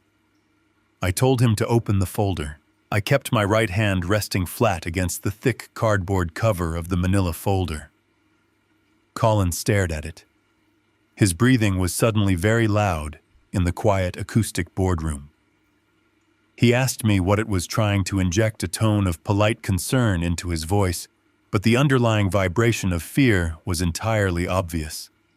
I did not answer him immediately. I let the absolute silence of the room stretch out until the tension became almost unbearable. I wanted him to feel the exact weight of the moment. Then I slowly lifted the cardboard cover and folded it back. I reached inside and pulled out the first piece of paper. It was the high-resolution copy of the life insurance waiver Oliver had printed from the digital archives. I placed it face up on the polished black marble and slid it slowly across the smooth surface. It glided silently, stopping exactly 2 inches away from the silver fountain pen he had just used to sign his life away. I told him to look at the signature at the bottom of the page. I told him it was an absolute masterpiece of forgery. Colin looked down at the paper, and the last remaining drop of color drained from his face, leaving his skin a sickly, translucent gray.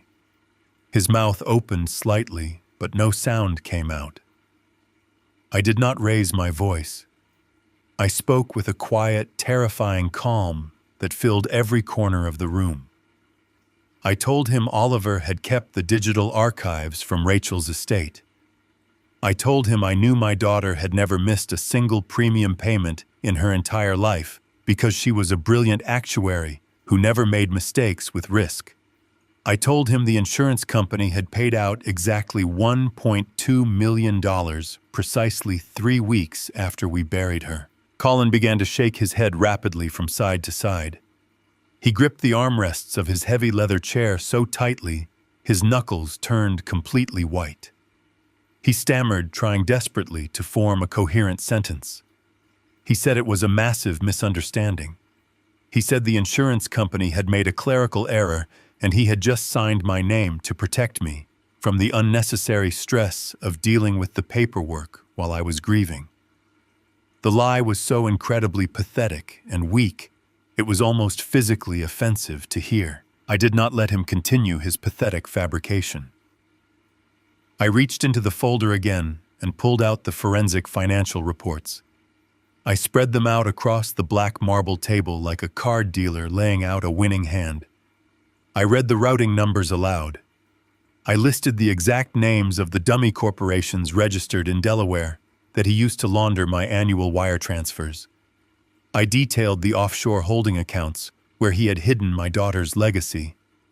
Then I leaned forward, resting my elbows on the cold stone. I looked directly into his panicked, terrified eyes. I asked him how Vanessa Croft was enjoying the panoramic view from the downtown penthouse. Hearing her name was the physical blow that finally shattered him. He recoiled violently in his chair, as if I had reached across the table and struck him across the face. He realized the engagement party last night was not a bizarre accident. He realized the old gullible fool he thought he was manipulating had actually mapped out every single hidden corner of his secret reality. He told me I was crazy. His voice was shrill and cracking. He said I had absolutely no right to look into his private business and that his financial investments had nothing to do with Lily. I ignored his frantic defensive posturing completely. The financial theft was just the opening move. I reached into the folder one last time. I pulled out the thick stack of glossy photographs I had printed earlier that morning. I did not slide these carefully across the table. I threw them down with sudden, violent force. They scattered across the black marble, overlapping each other. There was a clear high-definition photograph of the heavy industrial steel padlock secured tightly to the kitchen refrigerator door. There was a picture of the locked wooden pantry. There were multiple devastating photos of Lily's freezing bedroom showing the small stained mattress resting directly on the bare wooden floorboards and the thick white frost clinging to the inside of the single-pane window. Colin stared at the scattered photographs, and his lower jaw began to tremble uncontrollably. He knew exactly what he was looking at. I told him I had used the emergency brass key yesterday afternoon while he was downtown preparing for his lavish party. I told him I had easily bypassed his cheap off-the-shelf security system. I tapped my chest right over my inside coat pocket. I told him I had the entire 6-month archive of his home security monitoring footage copied onto a high-capacity flash drive sitting right next to my heart. I described the video from last Friday in vivid, agonizing detail. I told him I watched the silent footage of him dropping a tiny plastic bag of expired snacks on the floor and abandoning his 10-year-old daughter for 48 straight hours so he could go drink vintage champagne in the sky. He was completely and utterly destroyed. The arrogant, fake billionaire who had walked into the room 5 minutes ago was entirely gone. He was reduced to nothing but a terrified, desperate criminal backed into a corner with absolutely no way out. He looked away from the photographs and turned his desperate gaze toward Oliver. He pointed a violently shaking finger at the heavy leather portfolio containing the massive stack of documents he had just finished signing. He begged Oliver to tell him what was going on. He shouted that he was the primary co-trustee of a $4 million estate. He demanded that Oliver honor the legal contract he had just executed. Oliver stood perfectly still at the head of the marble table. He looked down at Colin with a cold, absolute disgust that was entirely devoid of professional courtesy. Oliver spoke, and his voice was heavy and unyielding. He told Colin there was no $4 million trust. He told Colin I did not have stage 4 pancreatic cancer and that I was in perfect physical health. He explained that every single word I had told him on the phone that morning was a carefully constructed lie designed specifically to bypass his natural paranoia and exploit his massive, blinding greed. Colin grabbed the edge of the marble table trying to stand up, but his legs simply would not support his body weight. He sank back down heavily into the leather chair. He looked at his own right hand still stained with black ink. He asked Oliver in a hollow, defeated whisper what he had just signed. Oliver slowly opened the leather portfolio and pulled out the top page of the first heavily flagged stack. He began to read the actual legal clauses aloud in a booming, authoritative voice that left absolutely no room for misinterpretation. He informed Colin that Section 4 of the primary document he had rushed to sign was not an asset transfer authorization. It was a complete, unconditional, and permanent, irrevocable surrender of all his parental rights to Lily.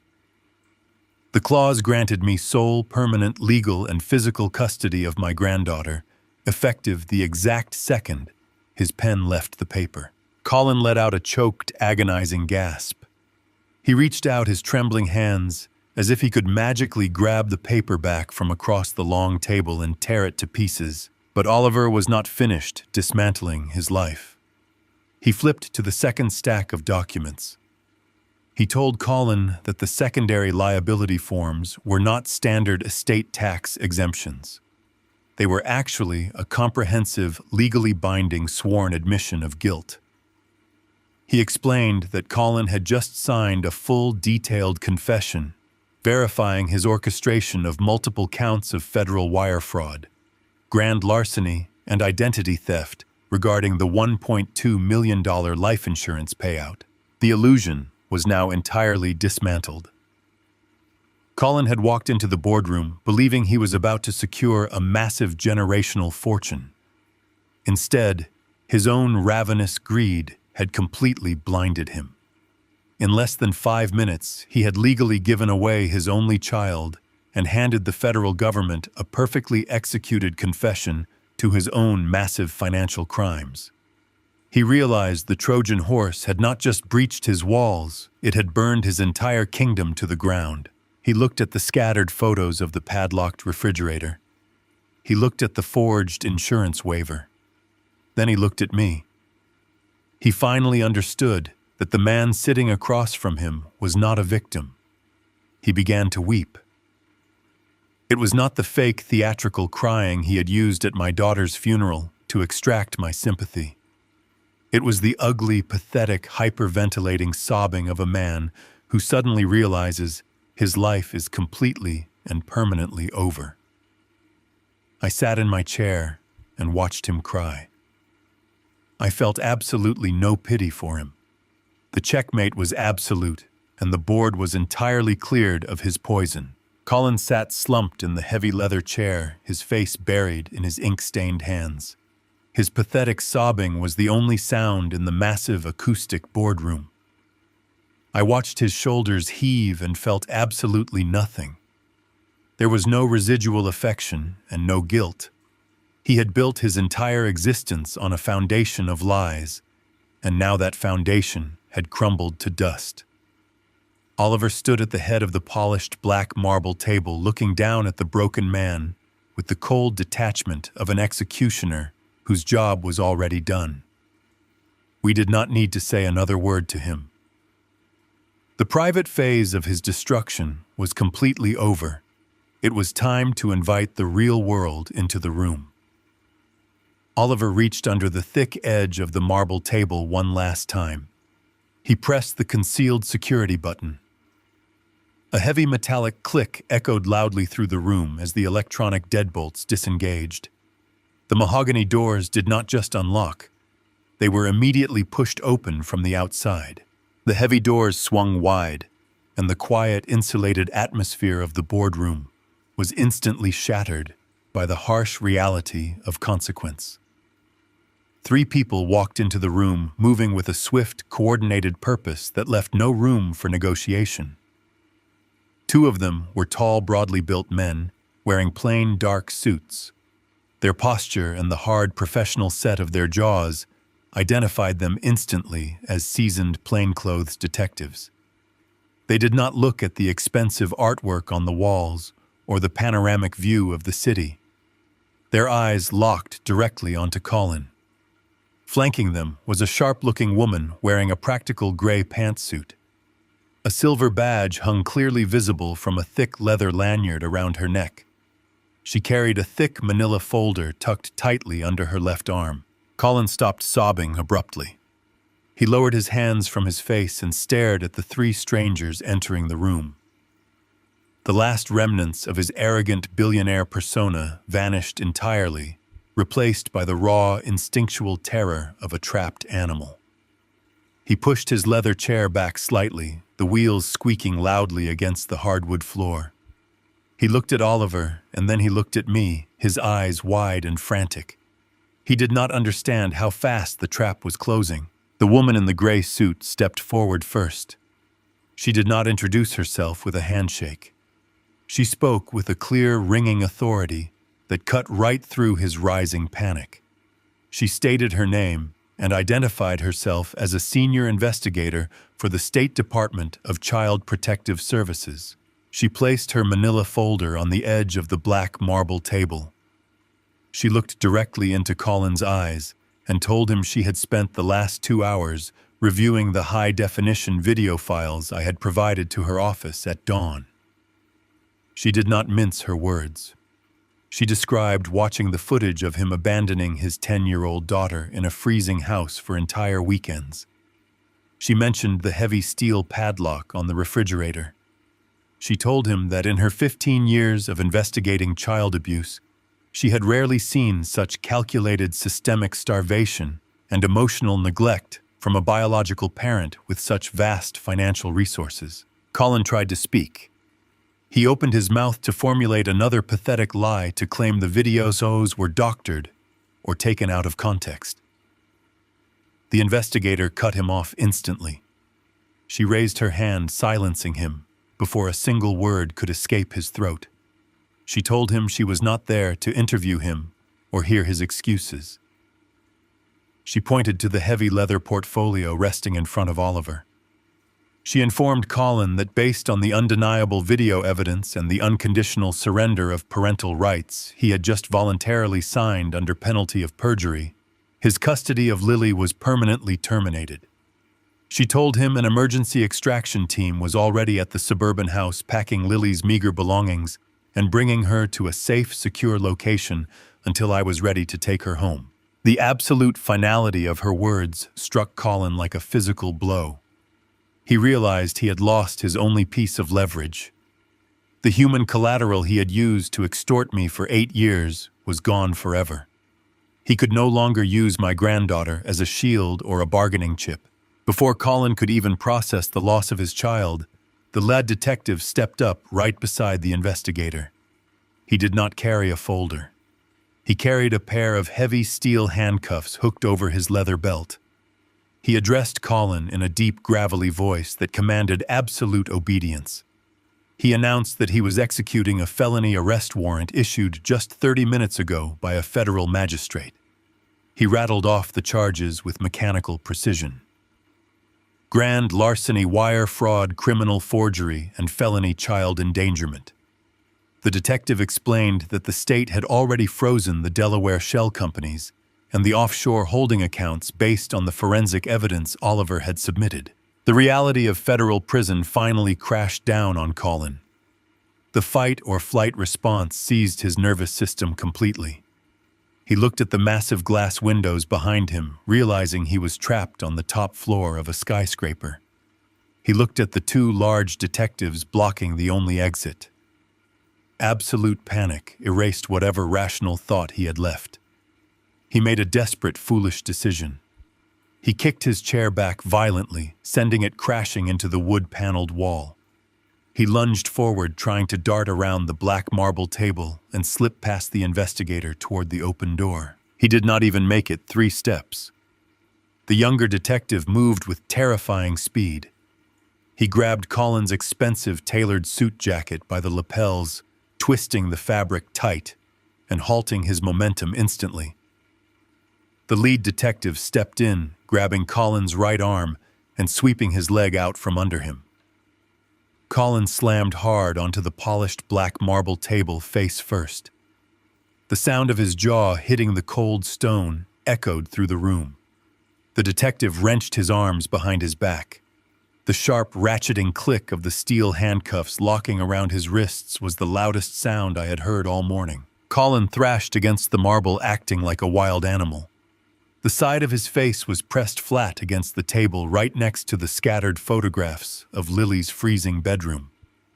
He twisted his neck and locked his wild, furious eyes on me. He began to scream. He shrieked that I had tricked him. He yelled that I was a manipulative monster who lied about having terminal cancer just to ruin his life. He screamed that he was going to sue me for everything I owned and destroy my reputation. His voice echoed off the acoustic wood, a pathetic symphony of denial and rage. I did not move from my chair. I did not raise my voice. I leaned forward, resting my arms on the table, and looked down at him. I told him he had ruined his own life the moment he forged my signature and decided his luxury was worth more than his daughter's survival. I told him I did not trick him.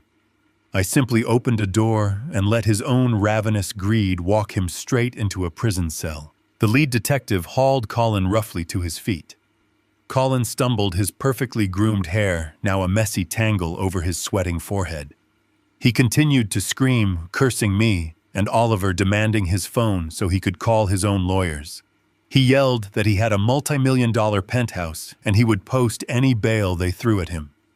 He shouted that he would be back in his luxury high-rise before the sun went down. The detective stopped walking and pulled Colin back slightly, yanking the handcuffs upward to force compliance. A grim, humorless smile touched the detective's face. He leaned in close to Colin's ear, speaking loud enough for all of us to hear. He told Colin he was not going back to the penthouse today or any other day. He explained that because the property was purchased entirely with stolen funds laundered through fraudulent offshore accounts, It was currently classified as the primary scene of a massive federal crime. The detective paused, letting the information sink in. Then he delivered the final devastating blow. He told Colin that at this exact moment, a heavily armed team of federal agents from the Internal Revenue Service was actively raiding the downtown high-rise. He told Colin they were currently tearing apart the custom marble floors, seizing the expensive imported furniture, and locking down the entire building. The detective added casually that the agents had already encountered a woman named Vanessa Croft inside the residence. He noted that she was currently being detained and questioned regarding her complicity in receiving stolen funds. Colin's screaming stopped instantly. His jaw dropped open. His eyes glazed over as the sheer magnitude of his absolute total ruin washed over him. He was not just losing his freedom. He was losing the stolen money, the fake prestige, and the woman he had built the entire miserable illusion for. He was utterly, entirely bankrupt in every possible definition of the word. He went completely limp in the detective's grip, his legs refusing to support him. The two men had to practically drag him by his arms out of the boardroom. The heavy mahogany doors swung shut behind them, leaving the room in perfect, satisfying silence. I rode in the passenger seat of the unmarked police vehicle, following the transport van that carried the man who had destroyed my daughter's legacy. Oliver sat in the back seat, reviewing the digital files on his secure tablet. We were heading to the Central Federal Precinct downtown. The transition from the silent acoustic boardroom to the harsh, chaotic reality of the criminal justice system was jarring, but absolutely necessary. I needed to see this through to the very end. The lead detective had asked me to come along to the station to provide a formal recorded statement and to verify any offshore account details that might arise during the initial booking process. I walked into the precinct, and the smell of stale coffee and industrial floor cleaner hit my senses. It was a bleak, sterile environment entirely devoid of the luxury and comfort Colin had grown completely accustomed to. The detective led me and Oliver into a small, dimly lit observation room. One entire wall was made of thick, reinforced one-way glass, looking directly down into the primary holding and processing area. I stood in the shadows and looked through the heavy glass. Colin was sitting on a bolted metal bench inside a chain-link holding cell. They had taken away his expensive velvet dinner jacket, his silk tie, and his leather belt. He sat there in his wrinkled dress shirt, looking incredibly small and frail. His platinum luxury watch had been confiscated and sealed in a clear plastic evidence bag. The physical transformation was astonishing. Stripped of his stolen wealth and his designer clothes, he was just a desperate, terrified man waiting for the crushing weight of the federal government to finally break his spine. The lead detective entered the observation room and stood beside me. He pointed to a small digital speaker mounted on the wall. He explained that federal suspects arrested for massive wire fraud and offshore laundering are subjected to mandatory call monitoring to prevent the destruction of evidence. He flipped a switch on a metal console. The detective told me Colin was about to be granted his single legally mandated phone call. He said Colin had refused to call a defense attorney. Instead, he had demanded to call his fiancée. The detective adjusted the volume dial. He told me to listen closely and identify any bank names or account routing phrases Colin might try to pass to her. Through the heavy glass, I watched a uniformed officer hand Colin a heavy black telephone receiver through the chain-link mesh. Colin grabbed it with trembling hands. He punched in the numbers with frantic, desperate speed. He pressed the plastic receiver hard against his ear. Inside the observation room, the digital speaker cracked to life, emitting a sharp, ringing tone. The sound echoed in the small, dark space. Colin was banking his entire survival on this single call. He believed Vanessa was his ultimate safety net. He believed the woman he had showered with stolen millions would simply log into their hidden accounts, wire the massive bail money, and hire the best corporate defense lawyers in the city to set him free. He still believed his fake world had one pillar left standing. The ringing stopped. The line connected. Vanessa answered, but she did not offer a sweet or loving greeting. Her voice came through the speaker high-pitched and laced with absolute raw panic. She sounded completely breathless. Colin did not even ask if she was okay. His own selfish desperation consumed him entirely. He spoke rapidly, his voice cracking under the strain. He told her he was locked up at the Central Precinct. He said it was a massive misunderstanding about my daughter's estate. He begged her to go into his home office, open the wall safe, and access the encrypted laptop. He pleaded with her to immediately wire $200,000 from the Primary Island holding account to a local bail bondsman. He told her she had to do it right now before the banks closed for the day. Vanessa did not respond to his frantic instructions. The audio feed from her end of the line was filled with chaotic background noise. I could hear heavy boots stomping across marble floors. I could hear the sound of wooden drawers being violently pulled open and emptied. I could hear the sharp, commanding voices of federal agents giving orders to secure the perimeter of the penthouse. She finally spoke, and her words completely shattered Colin's last remaining hope. She told him he was out of his mind. She said there were 20 armed agents from the Internal Revenue Service tearing their luxury apartment apart. She said they had already seized her phone, her passport, and her designer luggage. Her voice trembled as she described agents pulling the imported artwork off the walls and ripping up the floorboards, looking for hidden cash. Through the glass, I watched Colin's posture collapse even further. He hunched over the metal bench, clutching the phone as if it were a physical lifeline. He begged her again. He told her the offshore money was secure and untouchable. He pleaded with her to just find a way to log in and send the funds. Vanessa let out a sound that was half sob and half bitter laugh. The reality of the situation had clearly caught up to her. She was a woman who had traded her youth and loyalty for absolute financial security. She was a creature of luxury and pragmatism. She told Colin that a senior federal agent had just pulled her aside into the kitchen. She said the agent had shown her the exact forensic tracking documents Oliver had compiled. She told Colin she had just seen the undeniable proof that every single dollar in their bank accounts, every piece of furniture in their home, and the very roof over their heads was paid for with a stolen life insurance payout belonging to a dead woman. The tone of her voice shifted dramatically. The panic began to recede, replaced by a cold, calculating survival instinct. She told him the federal agent had pointed directly at the massive diamond engagement ring on her finger. The agent had explained the legal definitions of receiving stolen property and accessory to wire fraud. She said the agent offered her a single fleeting window of opportunity to avoid being indicted as a co-conspirator. Colin began to hyperventilate. I could hear his ragged breaths coming through the digital speaker. He realized what was happening. He begged her not to listen to them.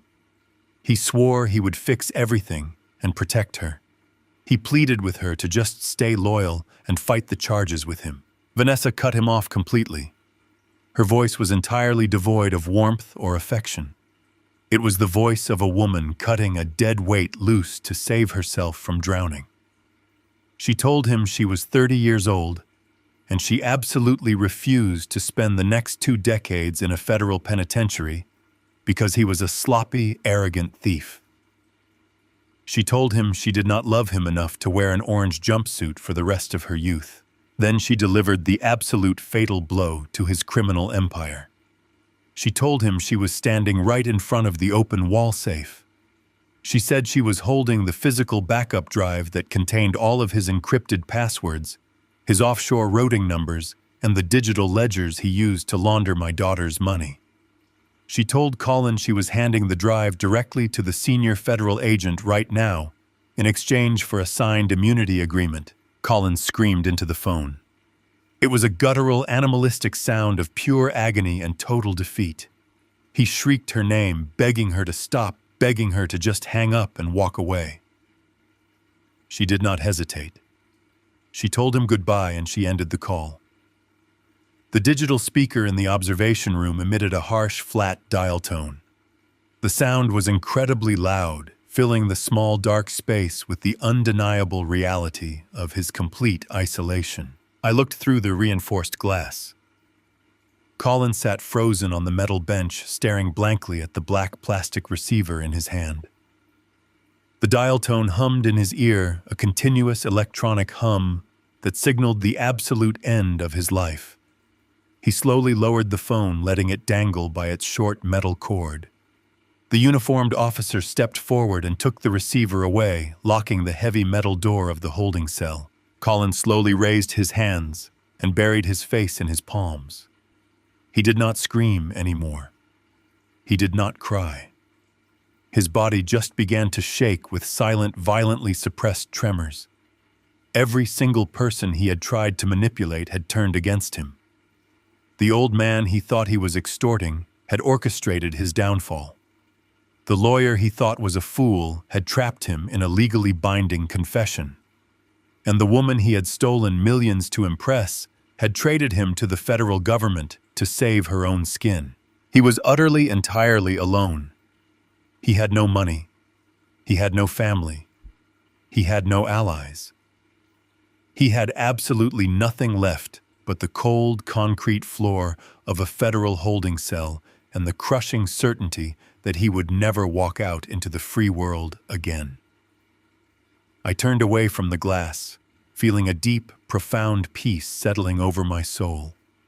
The betrayal within his own ranks was the perfect final chapter to his miserable story. I nodded to the lead detective, thanking him for his time, and walked out of the observation room, ready to go secure the only thing that truly mattered. 2 weeks had passed since the heavy mahogany doors of the boardroom closed on Colin's previous life. The frantic chaos of the arrest, the asset seizures, and the emergency custody hearings had settled into a cold, permanent reality. I drove out to the federal detention center on a bleak Thursday morning. The facility was a massive, brutalist fortress of gray concrete and coiled razor wire sitting on the edge of the industrial district. It was a place designed to completely strip away human dignity and replace it with absolute institutional control. I parked my truck and walked toward the heavily fortified visitor entrance. The freezing wind whipped across the barren parking lot, but I felt a strange, comforting warmth radiating from within my chest. I was not coming here to seek closure. I was coming here to build a permanent concrete wall between his rotting world and my family. The security processing was slow and deeply dehumanizing. I emptied my pockets, took off my belt, and walked through the scanning machines. Every heavy steel door that slammed shut behind me echoed with a resounding metallic clang. A completely indifferent guard led me down a long, brightly lit corridor, painted a sickening shade of institutional green. We arrived at the high-security visitation block. The room was divided down the middle by a thick wall of scratched, impenetrable plexiglass. There were no chairs, just cold metal stools bolted directly to the concrete floor. A black plastic telephone receiver hung on the wall at each station. The air smelled of industrial bleach and stale sweat. I sat down on the hard metal stool and folded my hands on the small counter. I waited in the silence. A few minutes later, the heavy steel door on the opposite side of the glass buzzed loudly and slid open. 2 armed guards escorted a prisoner into the secure booth. The physical transformation of the man walking toward the glass was absolutely staggering. It had only been 14 days, but Colin looked as though he had aged a decade. He was wearing a bright neon orange jumpsuit that hung loosely off his frame. The luxurious, tailored fit of his bespoke suits was completely gone, replaced by stiff, coarse canvas. His expensive, perfectly styled hair was greasy and flat, clinging to his sweating forehead. His face was pale, deeply lined, and covered in a patchy, unkempt beard. Without the stolen wealth to prop him up, he looked incredibly small, weak, and entirely unremarkable. The platinum watches and vintage champagne were gone forever. The federal government owned every single second of his miserable existence now. He saw me sitting on the other side of the scratched plexiglass, and his entire body jolted as if he had been struck by an electric current. He practically lunged toward the partition, his hands slapping flat against the thick, clear barrier, before a guard barked a harsh command, forcing him to sit down. He collapsed onto his metal stool. His hands were shaking violently as he reached for the black telephone receiver. I slowly picked up my own receiver and pressed the cold plastic against my ear. I did not say a word. I simply looked at him through the smudged glass, letting him feel the absolute crushing weight of my silence. He broke instantly. The tears began to stream down his hollow cheeks. This was not the theatrical performance he had put on at Rachel's funeral. This was not the calculated weeping of a man trying to extort money. This was the raw, pathetic sobbing of a completely broken animal staring into the abyss of a 20-year federal prison sentence. His voice came through the earpiece, cracked and desperate. He started talking incredibly fast, his words stumbling over each other in a frantic rush to find some kind of leverage. He begged me to talk to the federal prosecutors. He begged me to tell them he was not in his right mind when he took the money. Then he did exactly what I knew he would do. He reached for the only weapon he thought he had left. He invoked my dead daughter's name. He pressed his free hand against the glass and sobbed heavily. He told me Rachel would be absolutely horrified to see her husband locked in a cage. He cried that Rachel loved him and that she would want our family to forgive each other. He claimed he had just lost his way in the grief that the money had corrupted him, but that underneath it all, he was still the man she married. He used the word family over and over again, trying to weave a pathetic emotional web to trap my conscience. He told me Lily needed her father. He said a young girl should not grow up visiting her dad in a federal penitentiary. He promised that if I just helped him secure a plea deal and reduced his sentence, he would spend the rest of his life making it up to us. He said he would go to rehab, he would work any minimum wage job, he would do whatever it took to rebuild our trust. His desperation became so overwhelming that he literally slid off the metal stool. He dropped to his knees on the hard concrete floor, entirely ignoring the guards watching him. He kneeled behind the glass, looking up at me like a starving beggar pleading for his very life. I sat perfectly still. I listened to his frantic sobbing and his pathetic promises. I let him exhaust every single emotional manipulation tactic he possessed. I watched the tears drip off his chin and stain the collar of his neon jumpsuit. I felt absolutely no pity. I felt no anger. I felt nothing but a clean surgical detachment. When he finally ran out of breath and simply kneeled there, panting and crying, I decided it was time to end the conversation forever. My voice was completely flat and devoid of any emotion. I told him he lost the right to speak Rachel's name the day he forged my signature and stole her legacy. I told him he was never my family. I told him he was just a parasite who attached himself to my daughter and tried to drain us dry. I watched his eyes widen in fresh terror as my cold words dismantled his last desperate hope. Then I delivered the final absolute boundary. I leaned slightly closer to the scratched glass. I told him to listen to me very carefully. I told him about the freezing Tuesday morning when I visited the decoy house. I told him about the moment he walked into the kitchen to take a fake business call, leaving Lily alone with me in the living room. I told him exactly what his terrified, starving 10-year-old daughter had whispered into my ear while she clung to my coat. I spoke slowly, making sure every single word burned itself permanently into his brain. I said she told me to follow you, Colin.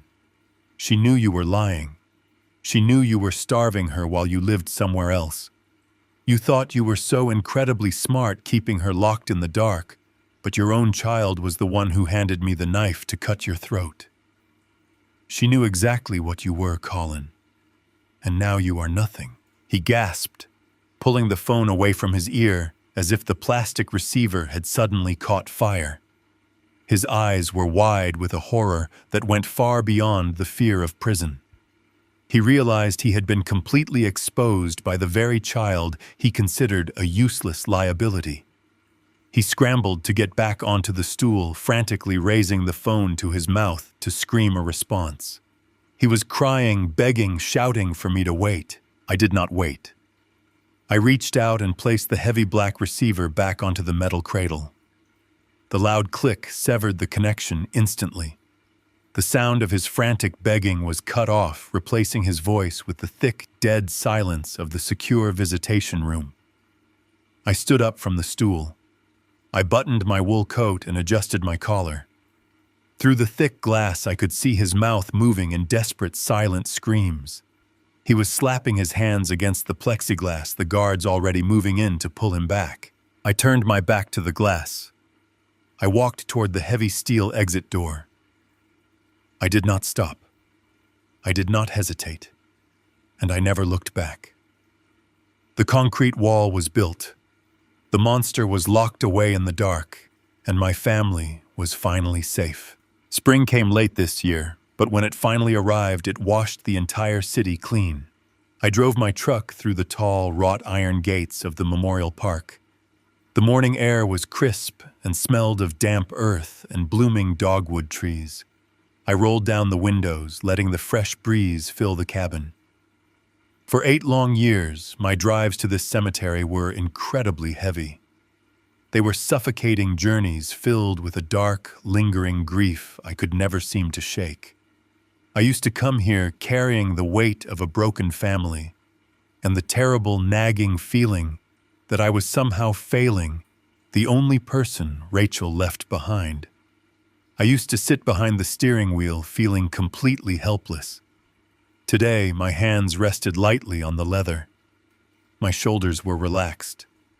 The crushing, invisible burden I had carried for nearly a decade was completely gone. I parked the truck near the gently sloping hill that overlooked the eastern edge of the quiet grounds.